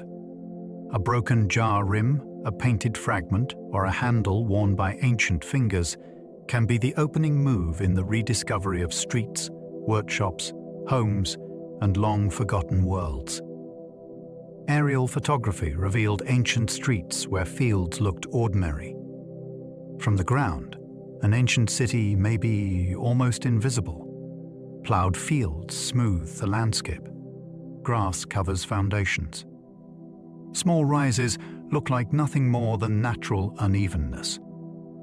Then the perspective changes. Viewed from above, subtle differences in soil color, crop growth, or moisture can trace the lines of buried walls, roads, ditches, and enclosures with astonishing clarity. Plants growing over old stone may ripen differently from those growing over filled-in pits, so a landscape that appears blank at eye level can suddenly show an entire urban pattern from the air. This was one of the great revolutions in archaeological discovery. Pilots and photographers began to see cities where ordinary farmland seemed to stretch without interruption. Straight avenues, rectangular compounds, fortifications, and street grids emerged like hidden drawings waiting for altitude to make sense of them. The beauty of this method lies in its restraint. No digging is required at first. The land itself begins to confess its design once someone learns to look from the sky. LiDAR can strip away jungle without cutting a single tree. Dense forest once hid the full scale of many ancient cities so effectively that even experienced researchers could only guess at what lay beyond visible ruins. Then, LiDAR changed the game. By sending pulses of light from aircraft and measuring how they return, the method can produce maps that filter out the vegetation and reveal the ground surface underneath. The result can feel almost magical. Causeways appear, terraces spread across hills. Reservoirs, walls, house platforms, and defensive earthworks emerge in patterns no one could see while standing in the jungle itself. Entire landscapes of human labor become legible without a single tree being felled. That is what makes LiDAR so thrilling in the study of lost cities. It does not simply add detail, it changes scale. Sites once treated as isolated temple centers can suddenly be understood as parts of immense urban systems. The forest remains where it is, alive and intact, while the hidden city beneath it steps back into view through light alone. Sonar can map drowned temples hidden beneath dark water. Underwater archaeology faces a simple problem with enormous consequences. In many places, divers cannot see very far. Water may be dark, silty, deep, or dangerous, and the outlines of a submerged city can be impossible to grasp from within it. Sonar changes that. By sending sound waves outward and recording their return, researchers can map the shape of submerged structures, harbor works, streets, and temple foundations long before any diver reaches them directly. What emerges on the screen can be startling. A bottom that seemed featureless becomes a planned space of walls, columns, basins, and corridors. The city begins to rise through sound rather than sight. That gives sonar a strangely poetic role in the rediscovery of lost places. It listens the ruins into visibility. For drowned cities especially, this is transformative. Human architecture may vanish into murky silence, yet its shape still interrupts the passage of waves. Sound encounters stone, returns with information, and turns darkness into knowledge. Ground-penetrating radar can reveal walls before any digging begins. One of the most exciting moments in archaeology can happen before a single trench is opened. Ground-penetrating radar sends signals into the soil and records how those signals bounce back from buried features. Differences in density can reveal foundations, ditches, floors, voids, and walls hidden below the surface. To the eye, the ground may look plain and uninterrupted. Beneath it, an entire urban plan may still be waiting. This matters because excavation is slow, expensive, and irreversible. Radar allows archaeologists to ask the Earth questions before disturbing it, which means they can detect temples, streets, and buildings while leaving them untouched for the moment. That alone is remarkable. Yet the emotional force goes further. Imagine standing in an empty field while a screen begins to show the geometry of a vanished city below your feet. Straight lines appear where no line is visible above. The landscape acquires a hidden depth, and suddenly the silence underfoot feels crowded with rooms. Ancient pollen can show when farms around a city failed.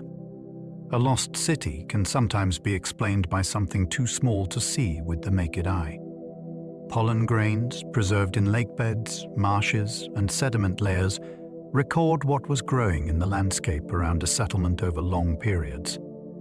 By studying those grains, researchers can reconstruct shifts in farming, woodland cover, and environmental stress with extraordinary precision. A rising crop pollen may signal expansion and prosperity. A sudden decline can suggest abandoned fields, failing agriculture, or broader ecological trouble. This is fascinating because it gives the city a wider setting. Ruins alone tell us what stood within the walls. Pollen tells us whether the surrounding land was still feeding the people who lived there. In some cases, the microscopic record reveals stress before visible collapse appears in architecture. That makes it one of archaeology's quietest but most powerful tools. The fate of a great city may hinge on farms miles away, and the evidence may survive in grains smaller than dust. Charcoal layers can reveal the exact moment disaster struck. When archaeologists uncover a dark band of charcoal in the soil, they may be touching the fingerprint of a single destructive event. Fire leaves more than ash. It leaves a boundary in time. Below that layer, the city is one thing. Above it, the city is another.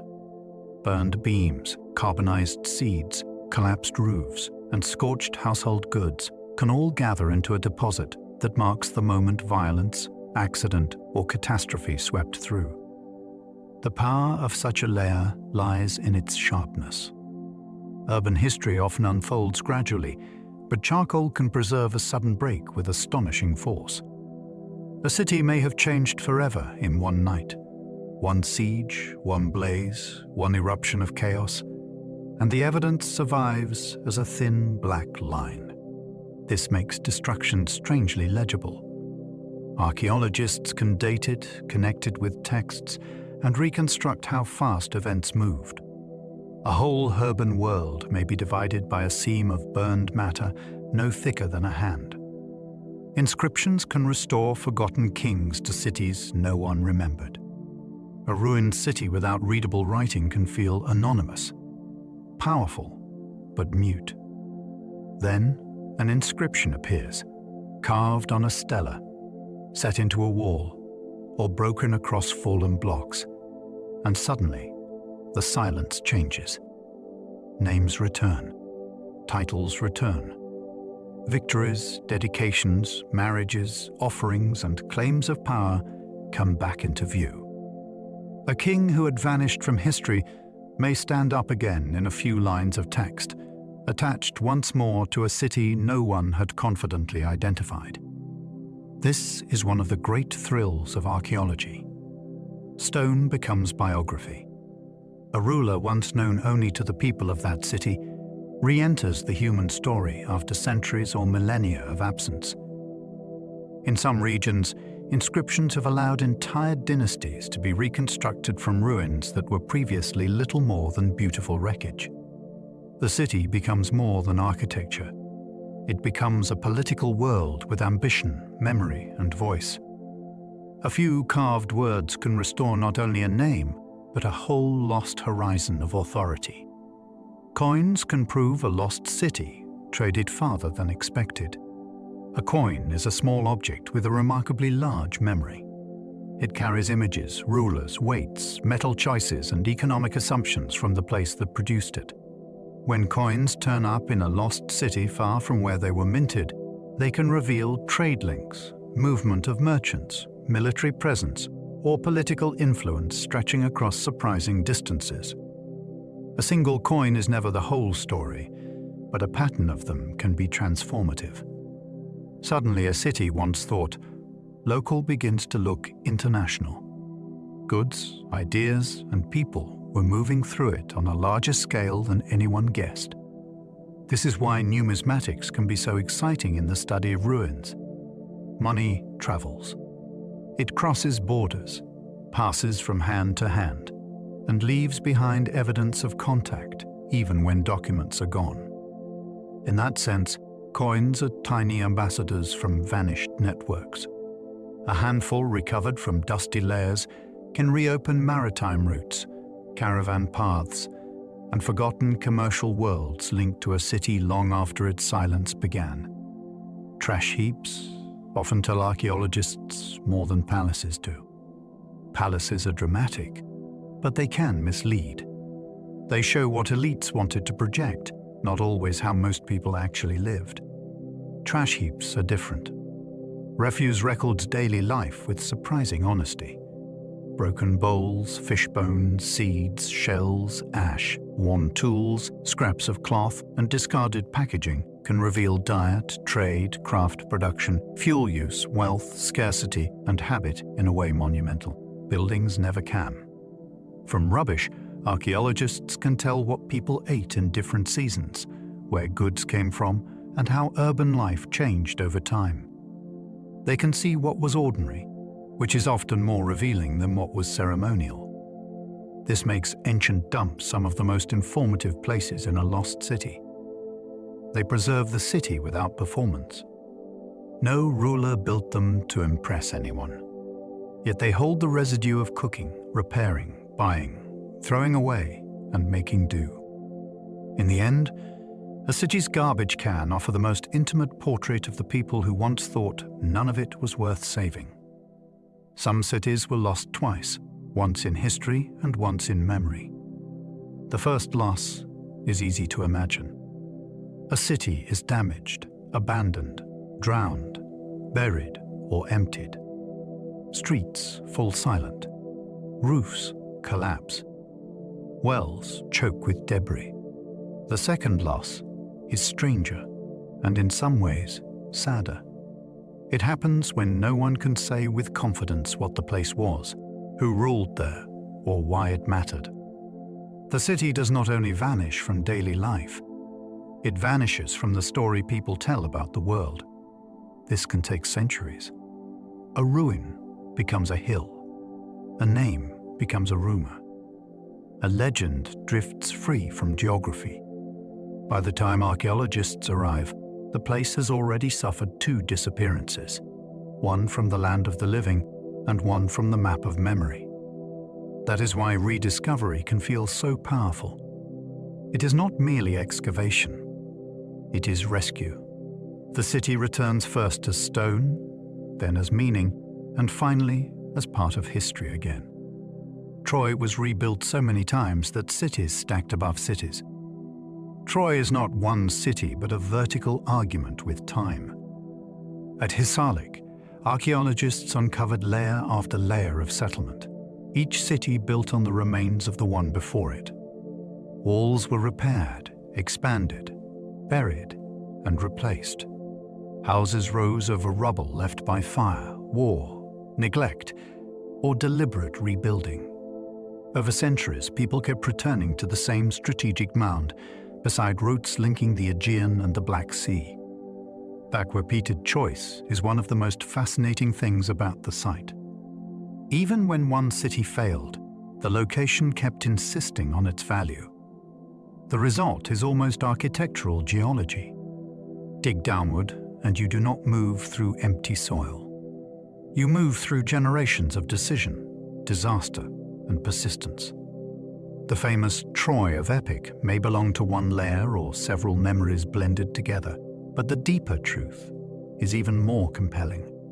Human beings wanted this place again and again, enough times to build an entire stack of cities on top of themselves. Memphis shifted with the Nile until much of it faded away. Memphis once stood near the center of Egyptian power for astonishing lengths of time. It was a royal city, a sacred city, and an administrative heart close to the place where Upper and Lower Egypt met. Yet unlike a city fixed on rocky ground, it lived beside the Nile in a landscape that never truly stood still. Channels migrated. Floodplains changed. Silt gathered. New settlements formed while older quarters declined or drifted from the river's main line of movement. Over long stretches of time, this made the city harder to hold in one clear shape. Parts remained important. Temples endured. Statues survived.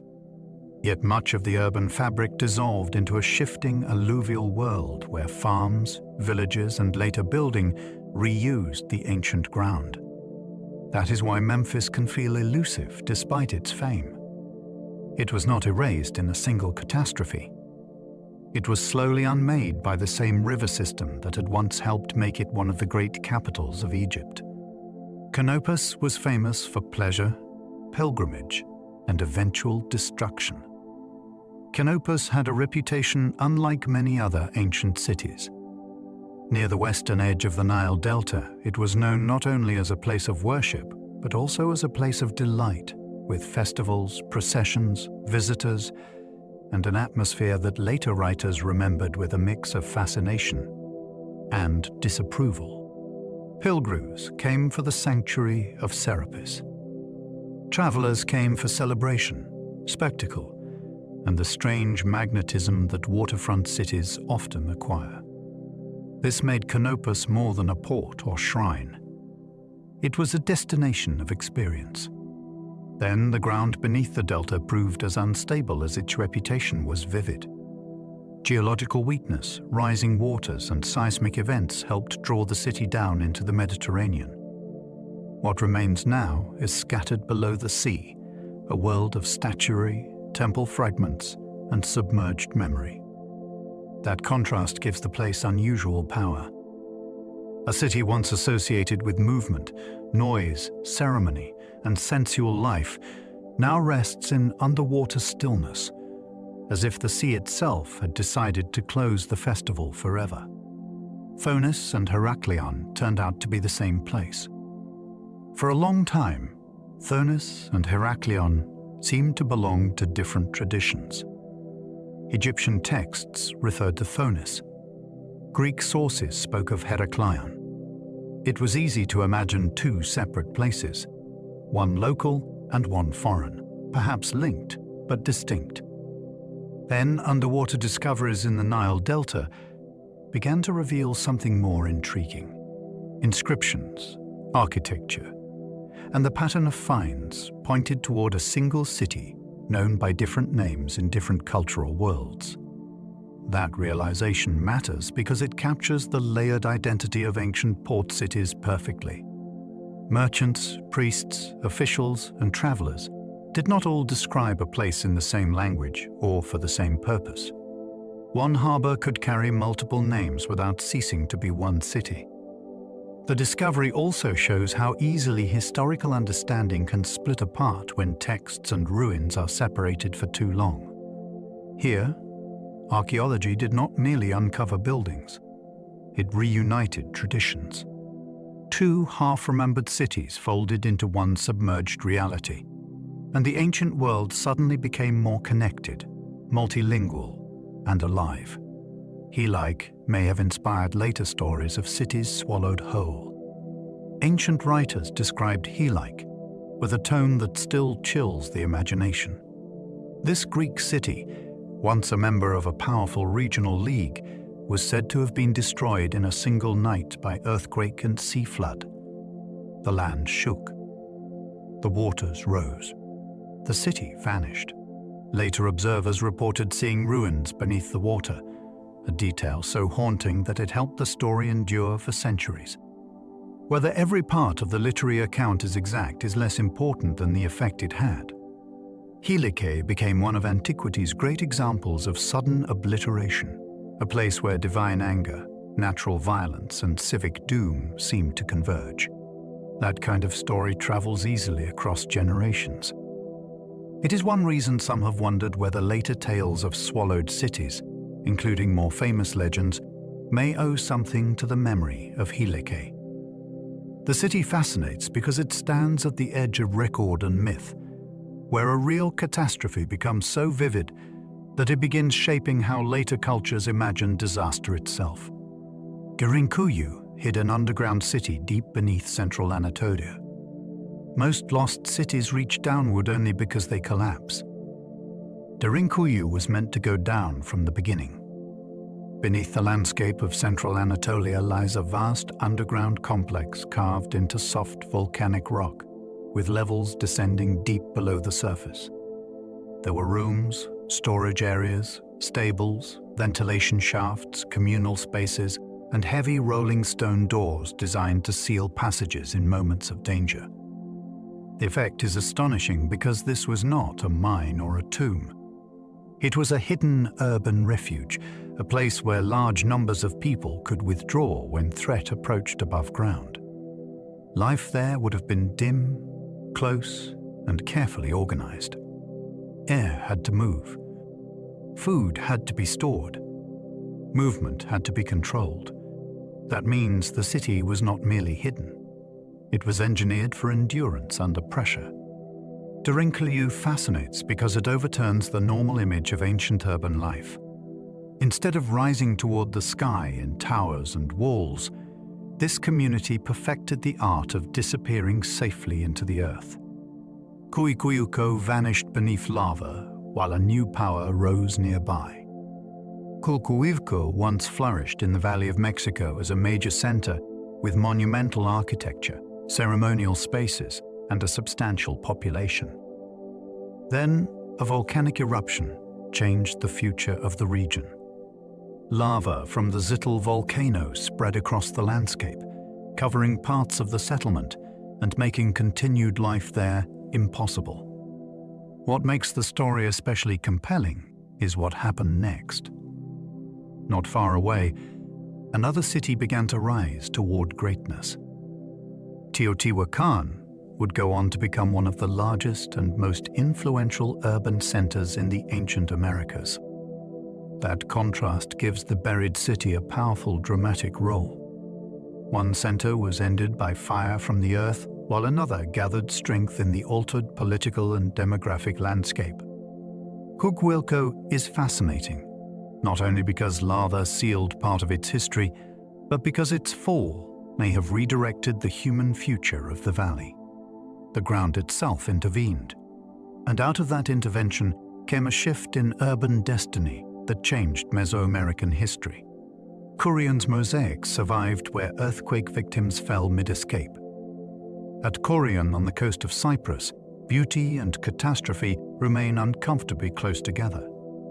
The site preserves elegant Roman and late antique houses with fine floor mosaics, geometric patterns and images that still hold their color and confidence.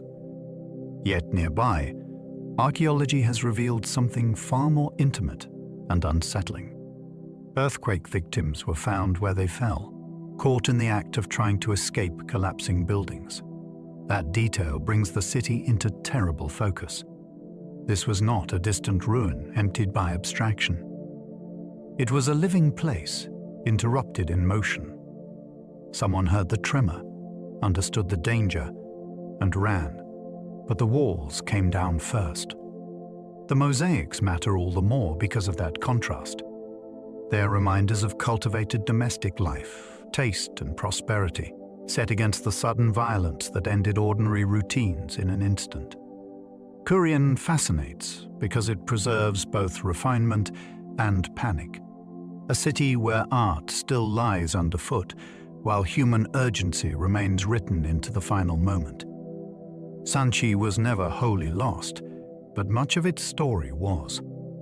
Sanchi is a different kind of lost place.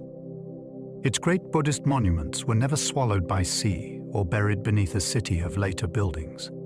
The stupas remained on their hill in central India, visible enough that the place could not truly vanish in the dramatic way some ruined cities did. Yet visibility is not the same as understanding. Over time, the religious community that had animated the site faded, its fuller story became obscured, and many who encountered the monuments no longer knew exactly how to read their history, symbolism, or significance. That partial forgetting matters because it shows that loss does not require disappearance. A place can survive in stone while much of its meaning drifts away. When scholars began studying Sanchi more carefully, inscriptions, carvings, patronage, and ritual purpose came back into focus. The site became legible again as part of a vast Buddhist world of devotion and artistic exchange. Sanchi fascinates because it reminds us that monuments can endure physically while their inner world waits centuries to be rediscovered. Some lost cities were pilgrimage centers long after political power faded. A capital can die and still remain holy. That is one of the most revealing patterns in urban history. Political authority may move elsewhere. Courts fall quiet. Garrisons leave. Bureaucracy shrinks. Yet if a city contains shrines, relics, sacred tombs, or ritual prestige, people may continue traveling there long after its worldly importance has faded. Pilgrims arrive where tax collectors no longer do. Inns survive because devotion outlasts empire. Processions keep old routes alive even when the palace district is empty. This creates a fascinating afterlife for certain cities. They do not simply decline. They transform from seats of command into destinations of memory, prayer, and inherited meaning. In some cases, the sacred identity preserves fragments of urban life that would otherwise have disappeared entirely. The city lives on through longing rather than administration. That change gives lost cities emotional depth. A place can fall from power yet remain spiritually magnetic, drawing people across generations because holiness often outlasts government by centuries. Others were capitals for only a brief and brilliant generation. Not every great city has a long reign. Some blaze into prominence with startling speed, become the center of a kingdom or empire for a short, magnificent interval, and then lose that role almost as quickly as they gained it. A ruler founds a new capital to proclaim legitimacy, centralize administration, escape old power structures, or create a monument to ambition. Resources pour in. Palaces rise. Temples, avenues, gardens, and walls are completed with extraordinary urgency. For a moment, the city feels like the future made visible. Then succession changes. Strategy shifts. An empire contracts. A later ruler prefers another seat. The brilliant capital becomes an artifact almost immediately, too loaded with one reign or one political vision to remain essential for long. That brevity can make such places even more captivating than slower-grown cities. They are concentrated statements of power, created with intensity and often abandoned before habit could make them ordinary. A brief capital is history at full volume, heard only for a moment. Sacred lakes, not walls, sometimes protected a city's memory. Some cities survive in remembrance not because they were heavily fortified, but because they were attached to landscapes people continued to revere. A sacred lake can anchor memory in powerful ways. Pilgrims keep coming. Stories remain active. Ritual paths stay in use. Offerings continue.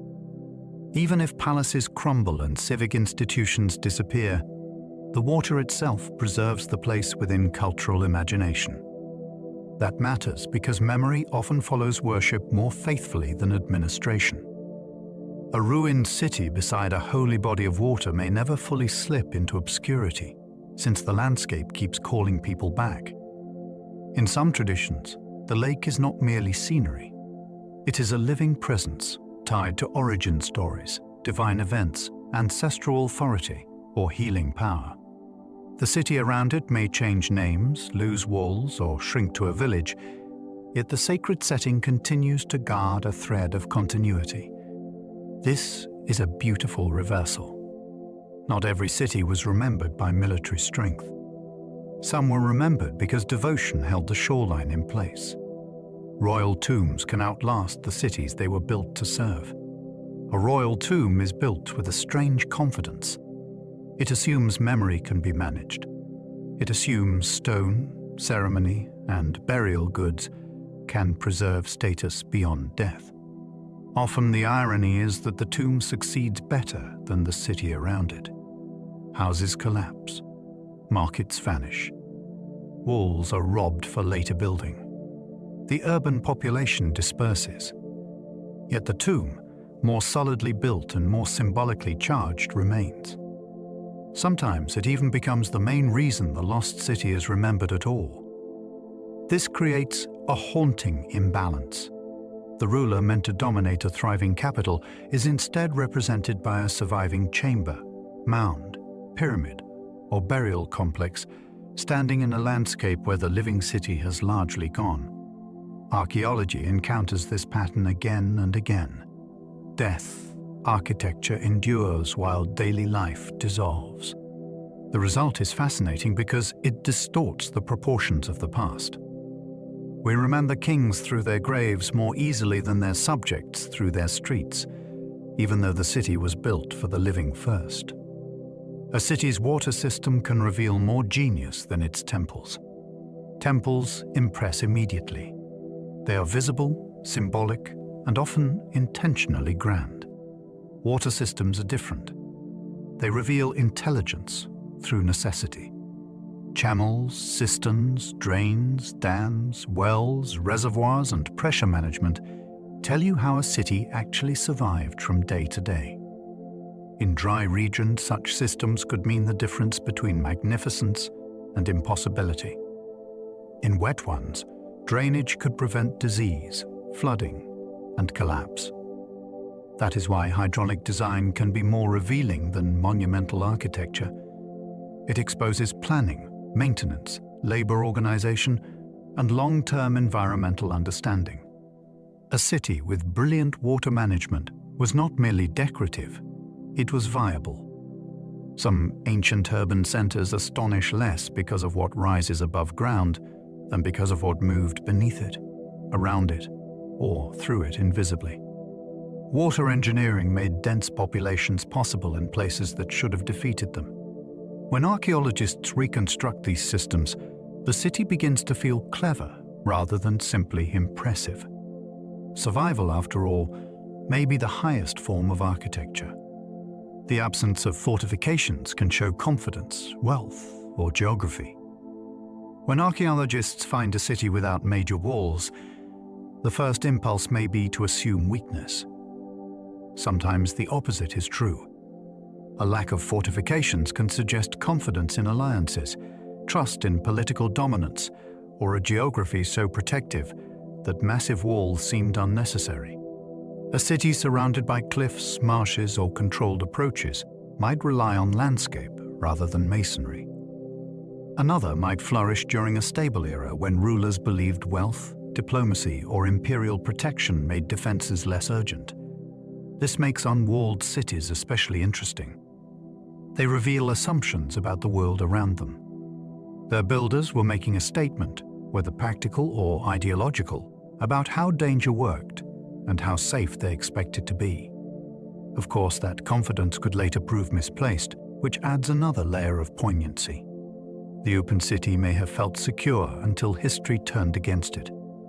In that sense, missing walls are not an absence of information. They are evidence of how a community understood power, risk, and the shape of its own horizon. Standardized bricks can signal powerful planning across an entire city. A single brick can carry the fingerprint of a whole urban system. When archaeologists find that bricks across a city share the same proportions, manufacture, and building logic, they are seeing more than construction technique. They are seeing coordination. Standardization means rules, measurement, training, and some form of shared authority or civic discipline operating across many neighborhoods at once. Houses, drains, platforms, and public buildings begin to speak the same material language. That kind of consistency is especially striking in ancient cities, where it suggests a level of planning many people do not expect. The city was not improvised one family at a time. It was shaped through habits or institutions strong enough to make materials conform over wide areas. This matters because urban order can hide in ordinary things. You do not need a palace inscription to sense organization if the bricks themselves already repeat a system. In that repetition lies the outline of governance, craft regulation, and a city built with collective precision rather than accident. Monumental roads can connect neighborhoods long after houses disappear. Houses are vulnerable. They collapse, erode, burn, or melt back into the ground. Roads often outlast them. A broad paved avenue, a raised causeway, or a processional route can remain legible long after the neighborhoods it linked have faded almost completely from sight. That makes ancient roads emotionally powerful. They preserve movement after habitation is gone. A city may lose its roofs, markets, and courtyards, yet the routes people used to walk, trade, carry offerings, or stage ceremonies can still cut through the landscape with surprising clarity. In some places, these roads continue to guide modern paths, because the old logic of connection remains sensible even after the city itself has vanished. Monumental roads are fascinating for another reason too. They reveal what a city considered important enough to join together visibly. Temple to plaza, gate to palace, neighborhood to reservoir. The houses may be lost, but the city's priorities remain written in the lines that still lead somewhere. City grids can survive underground even when every building is gone. A city can vanish above ground and still remain astonishingly organized below it. Streets, property lines, drainage channels, and foundation trenches often leave traces in the soil long after walls and roofs have disappeared. When archaeologists map these hidden patterns, entire urban grids can re-emerge from fields that look empty to everyone else. This is one of the most thrilling aspects of lost cities. Order survives even when architecture does not. The plan outlives the buildings.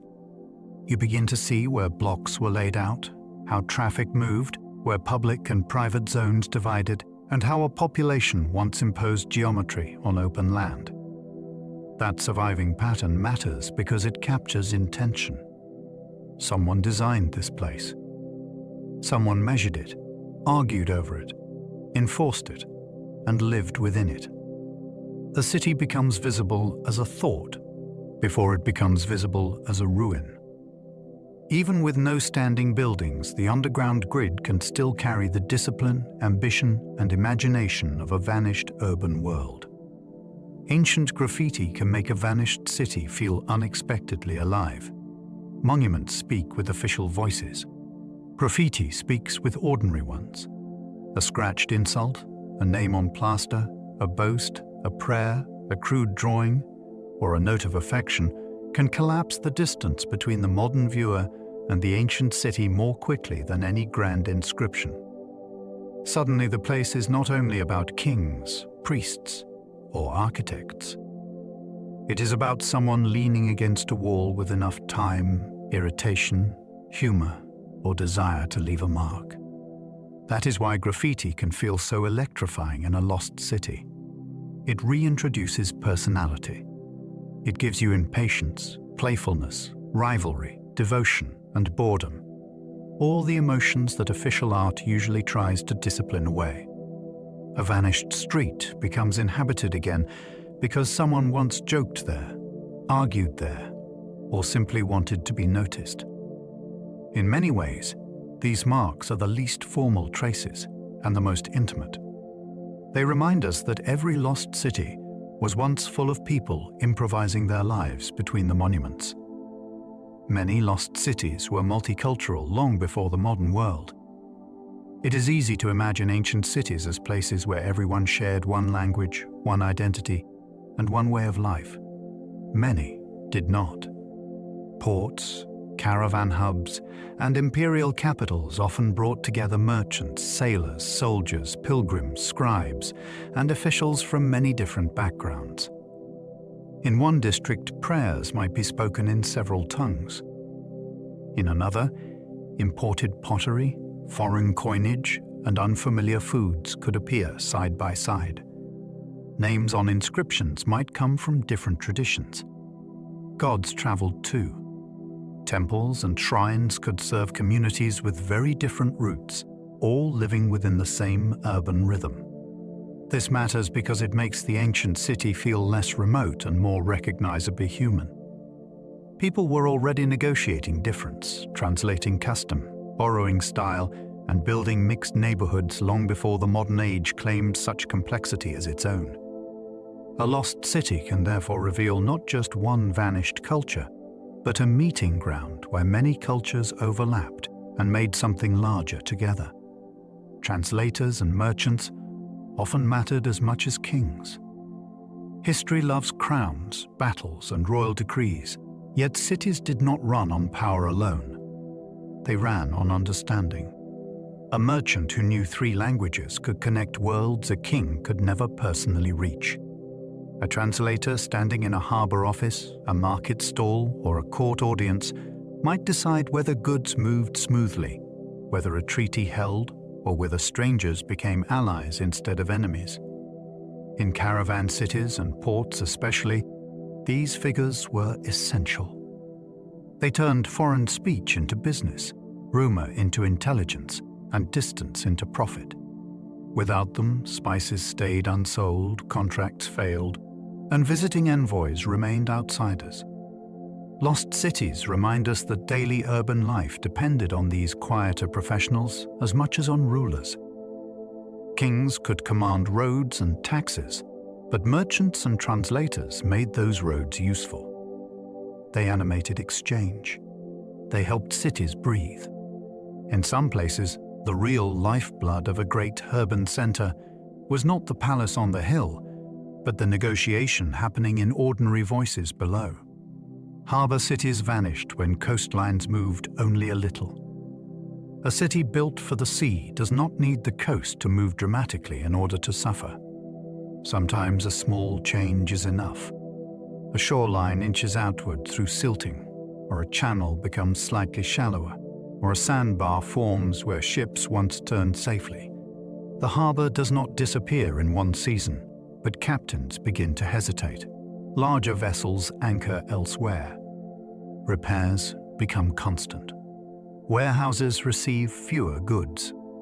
Insurance of a sort, in the ancient sense of trust and habit, begins to shift toward another port.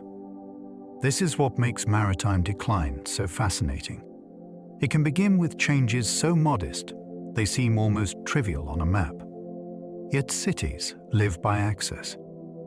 A little less depth, a little more mud, a slightly altered tidal pattern, and the old advantage starts to evaporate.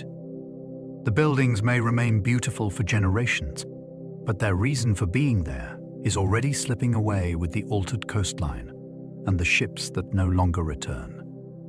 Inland capitals could collapse when one harvest failed too often. An inland capital might appear secure, ringed by walls, supported by officials, and set far from storm-driven coasts. Yet many such cities balanced on a narrower margin than their monuments suggest.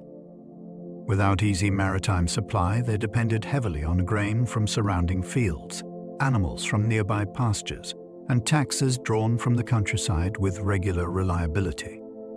A single failed harvest could be endured. 2 might be managed through storage, rationing, or forced collection. But when poor seasons repeated, the capital's weakness began to show. Food prices climbed. Unrest spread. Armies became harder to feed.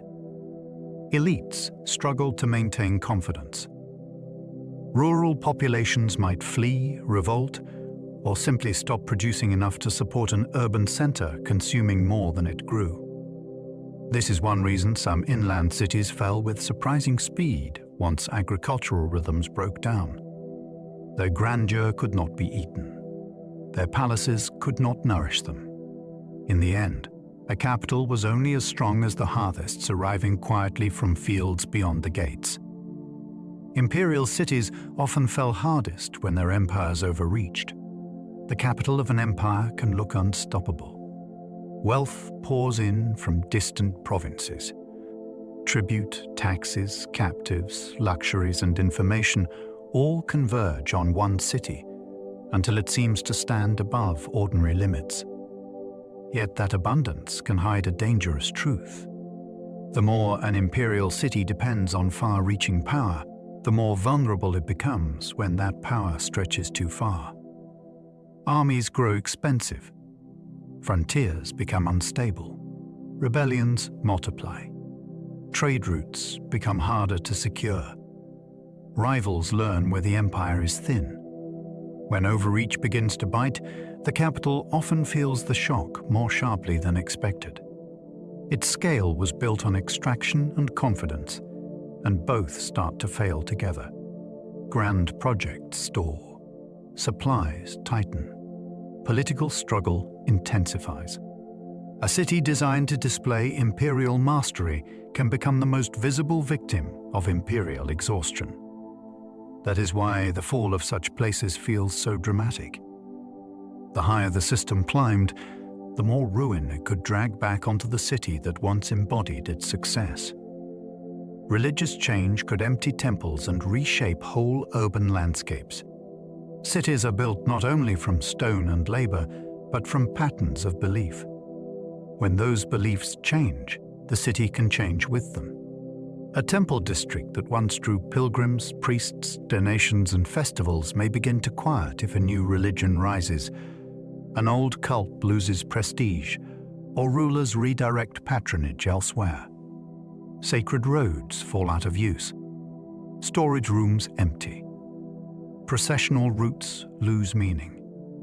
Sometimes older sanctuaries are adapted, sometimes dismantled, and sometimes left standing in a kind of ceremonial silence. This matters because faith often organizes urban space more deeply than visitors first realize. Shrines attract inns, markets, workshops, and housing. Once the ritual center weakens, the supporting life around it may weaken too. In that sense, religious change can redraw a city without any invasion or earthquake. The map itself shifts as devotion shifts. A lost city may therefore preserve the outline of a vanished spiritual world, where one changing worship quietly rearranged streets, priorities, and human movement for generations. Even victorious conquerors sometimes abandoned the cities they captured. Conquest does not always lead to occupation. Sometimes the winning army takes a city, plunders it, proclaims triumph, and then finds it more useful as a broken place than as a living one. The location may be hard to defend, too expensive to repair, politically troublesome, or simply less attractive than another site nearby. A conqueror might also fear rebellion if too much of the old urban order survives. In such cases, victory becomes strangely temporary. The city has been seized, but not chosen. Its walls may still stand. Its streets may still be recognizable, yet the decision is made to let it fade. This creates a fascinating category of lost city, one not destroyed by failure alone, but by strategic disinterest after military success. The conqueror wins and walks away.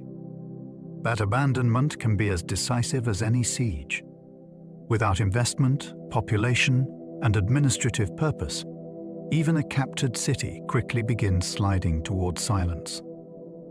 In the end, triumph without commitment can be just another route to ruin. Survivors often reused old stones to build entirely new towns. When a city falls, its ruins do not always remain untouched as solemn memorials. For survivors and nearby communities, old walls can become quarries. Cut stone is valuable. So are bricks, columns, door frames, paving slabs, and carved blocks. If a former city lies close at hand, people often return not to restore it, but to harvest it. Churches, mosques, houses, fortifications, bridges, and farm buildings may all rise from pieces of the older place. This reuse is practical, but it is also deeply human. communities rebuild with what the past leaves behind. The result can be strange and beautiful. A medieval wall may contain a Roman inscription turned sideways. A village house may rest on blocks once used in a temple. In that sense, lost cities do not always vanish. They migrate into new settlements stone by stone. Archaeology often follows those migrations backward. A new town can carry the skeleton of an older one inside it, proving that ruin was not the end of use, only the beginning of transformation. Legends sometimes preserve real geography after history forgets the details. Legends are rarely precise, but they are often stubborn. A story may misremember names, exaggerate kings, or attach miracles to ordinary terrain, yet still preserve a real memory of where something once stood.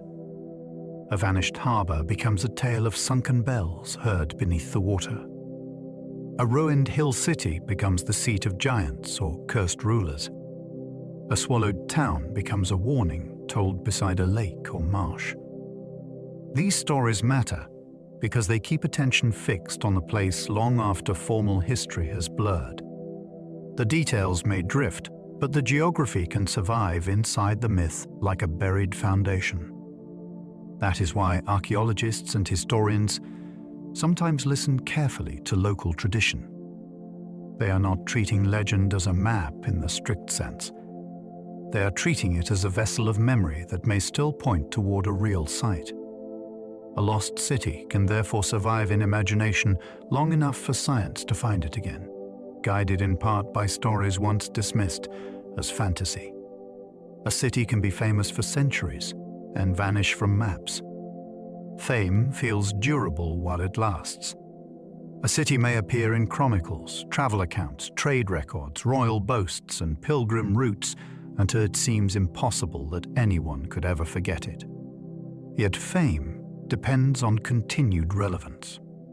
If trade shifts, political power moves, travel declines, or the surrounding region changes, the city's name can fade with surprising speed from practical use. Later, mapmakers may omit it because no one important lives there now. Scribes may copy older texts without knowing where the place truly was. Over time, the city remains famous in the past tense only. People know it mattered, but cannot point to it confidently anymore. This is one of the most haunting fates a city can suffer. It is not obscure from the beginning. It falls from prominence after once being widely known. The map closes over it.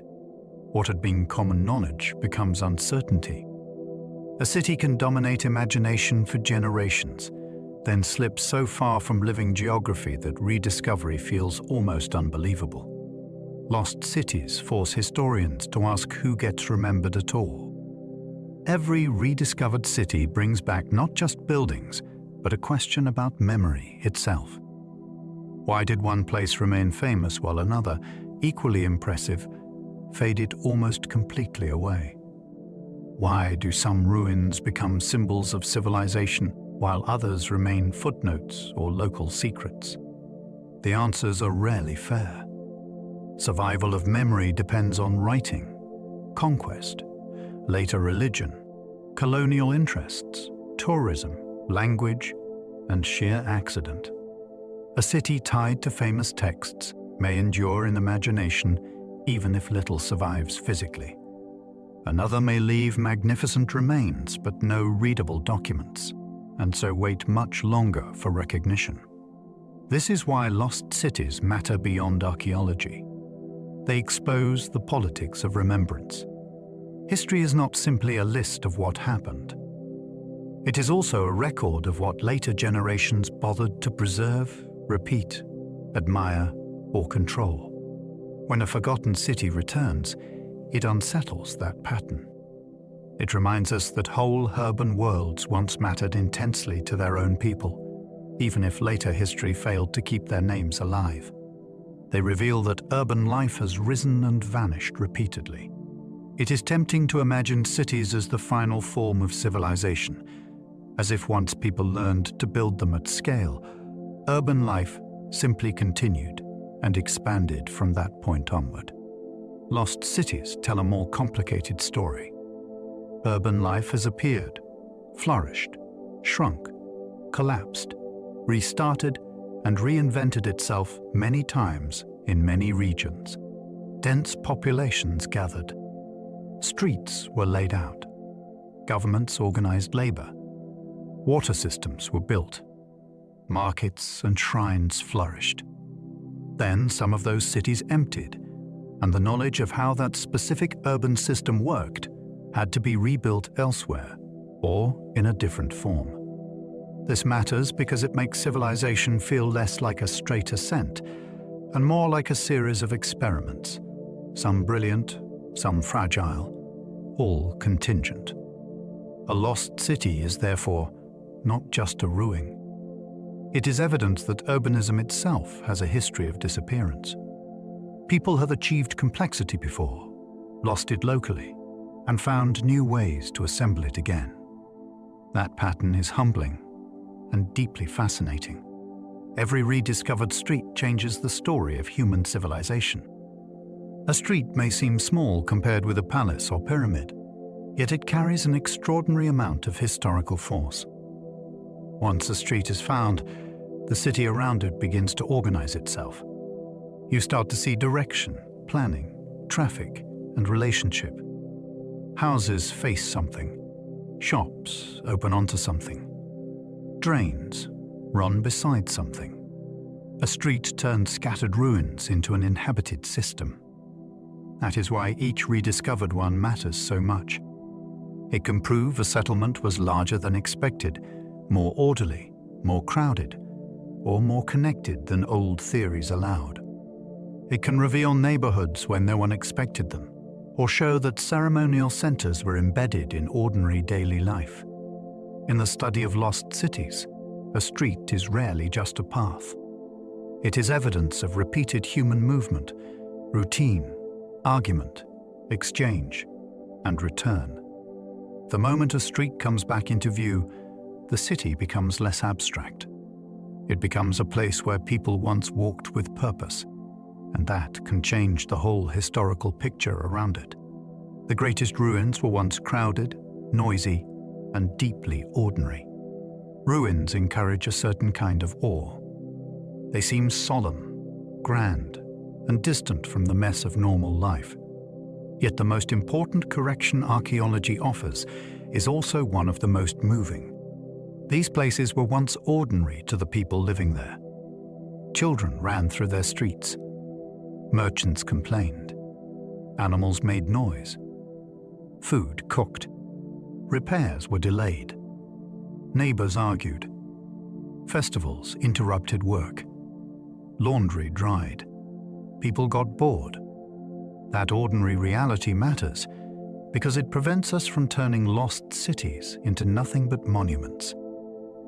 A temple complex may now feel sacred and untouchable, but it once stood in a world of routine movement and practical concerns. Great cities were not composed only of kings and ceremonies. They were built from thousands of daily decisions repeated by people who probably did not think they were living in history at all. Remembering that makes the ruins stronger, not weaker. The grandeur remains, but it is joined by intimacy. A lost city becomes not just impressive, but inhabited again. Some of history's biggest cities left almost no standing stone. When people imagine a great lost city, they usually picture towering ruins. Yet some of the largest urban centers in history left very little that rises dramatically today. The reason is simple and profound. Scale does not always produce durable visibility. A city built mainly from earth, timber, packed floors, reeds, and other perishable materials can support huge populations and complex administration, while leaving only low traces once maintenance ends.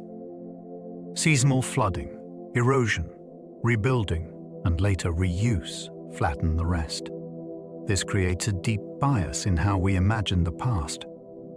We are tempted to equate what still stands with what was once most important. Lost cities warn against that mistake.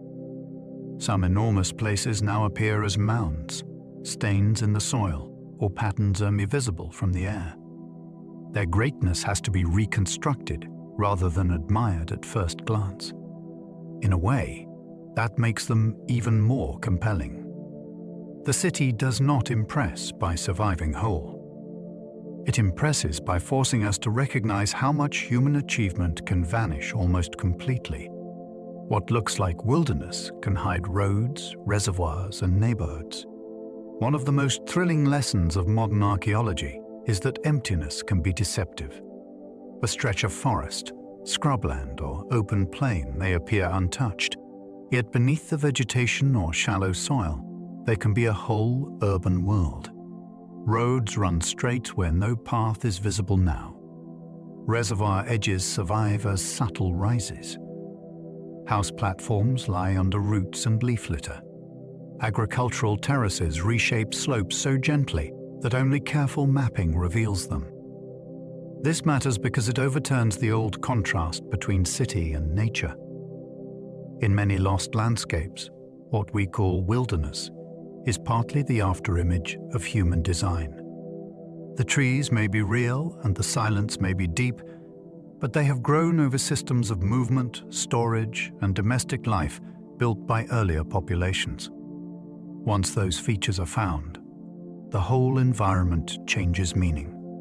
The land is no longer empty. It is inhabited by hidden structure. A quiet landscape can suddenly become crowded with decisions made long before the present observer arrived. The ground beneath modern cities often covers much older ones. Modern urban life loves foundations, subways, cellars, pipes, and deep construction, which means contemporary cities constantly brush against earlier ones.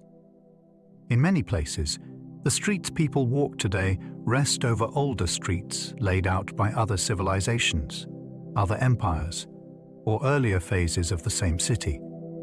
Fires, rebuilding, conquest, and sheer repetition raise the level of the ground over time, so the ancient city sinks beneath the modern without ever truly leaving. This creates one of the most fascinating conditions in archaeology. The lost city is not remote. It is underneath cafes, offices, apartments, train stations, and traffic lights. Excavation becomes negotiation with the living city above. A construction project may suddenly expose walls, drains, mosaics, workshops, or burials hidden for centuries under ordinary urban motion. That layered reality changes how we think about the present. Many cities are not single places at all. They are vertical accumulations of memory, with the newest version functioning only because older ones remain buried beneath it. New discoveries still prove the ancient world was more connected. Again and again, new finds force the same realization. Ancient people were moving farther, trading more widely, and communicating across greater distances than many older histories allowed. A bead from one region appears in a burial thousands of miles away. An inscription mentions foreign merchants. A coin turns up far from its mint. Artistic styles travel. Crops spread. Religious symbols migrate and change. Each discovery adds another thread to a network that was already far denser than it once seemed. Lost cities are crucial to this because they often preserve the missing nodes in that network. A forgotten port, desert station, river town, or mountain center can suddenly explain how goods and ideas crossed between better-known powers. The ancient world begins to look less like isolated civilizations and more like a web of contact zones, misunderstandings, bargains, and borrowed habits. That is deeply exciting. Every rediscovered city has the potential to shorten distances on the historical map and make the past feel larger, busier, and more entangled. Lost cities remind us that collapse can be sudden or slow. Some cities end in one unforgettable blow. An eruption buries them. An army destroys them. An earthquake breaks them open. These dramatic endings capture the imagination because they compress disaster into a single scene. Yet many other cities decline so gradually that no one living there could easily name the exact moment collapse began. Trade weakens. Water systems falter. Fields produce less. Population thins. Public buildings go unrepaired. Empty houses multiply. Generation by generation, the city becomes less itself. Lost cities matter because they preserve both patterns. They show us catastrophe and drift, shock and exhaustion. That range is important. Human societies do not fail in only one way. Sometimes history strikes like lightning. Sometimes it recedes like a tide. A ruined city can therefore teach not only what ended, but how endings happen. The contrast between sudden destruction and slow abandonment gives these places much of their emotional power. Each lost city is a different lesson in how a world can stop being livable. Beneath farms, seas, deserts, and forests, whole worlds are still waiting. Perhaps the most astonishing fact about lost cities is that the story is not finished.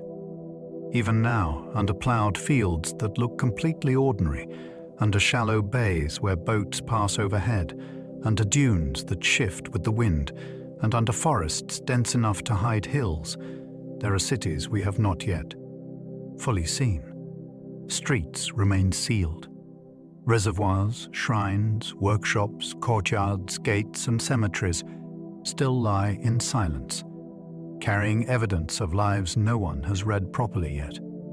This gives the subject a rare kind of wonder. Lost cities do not belong only to the past.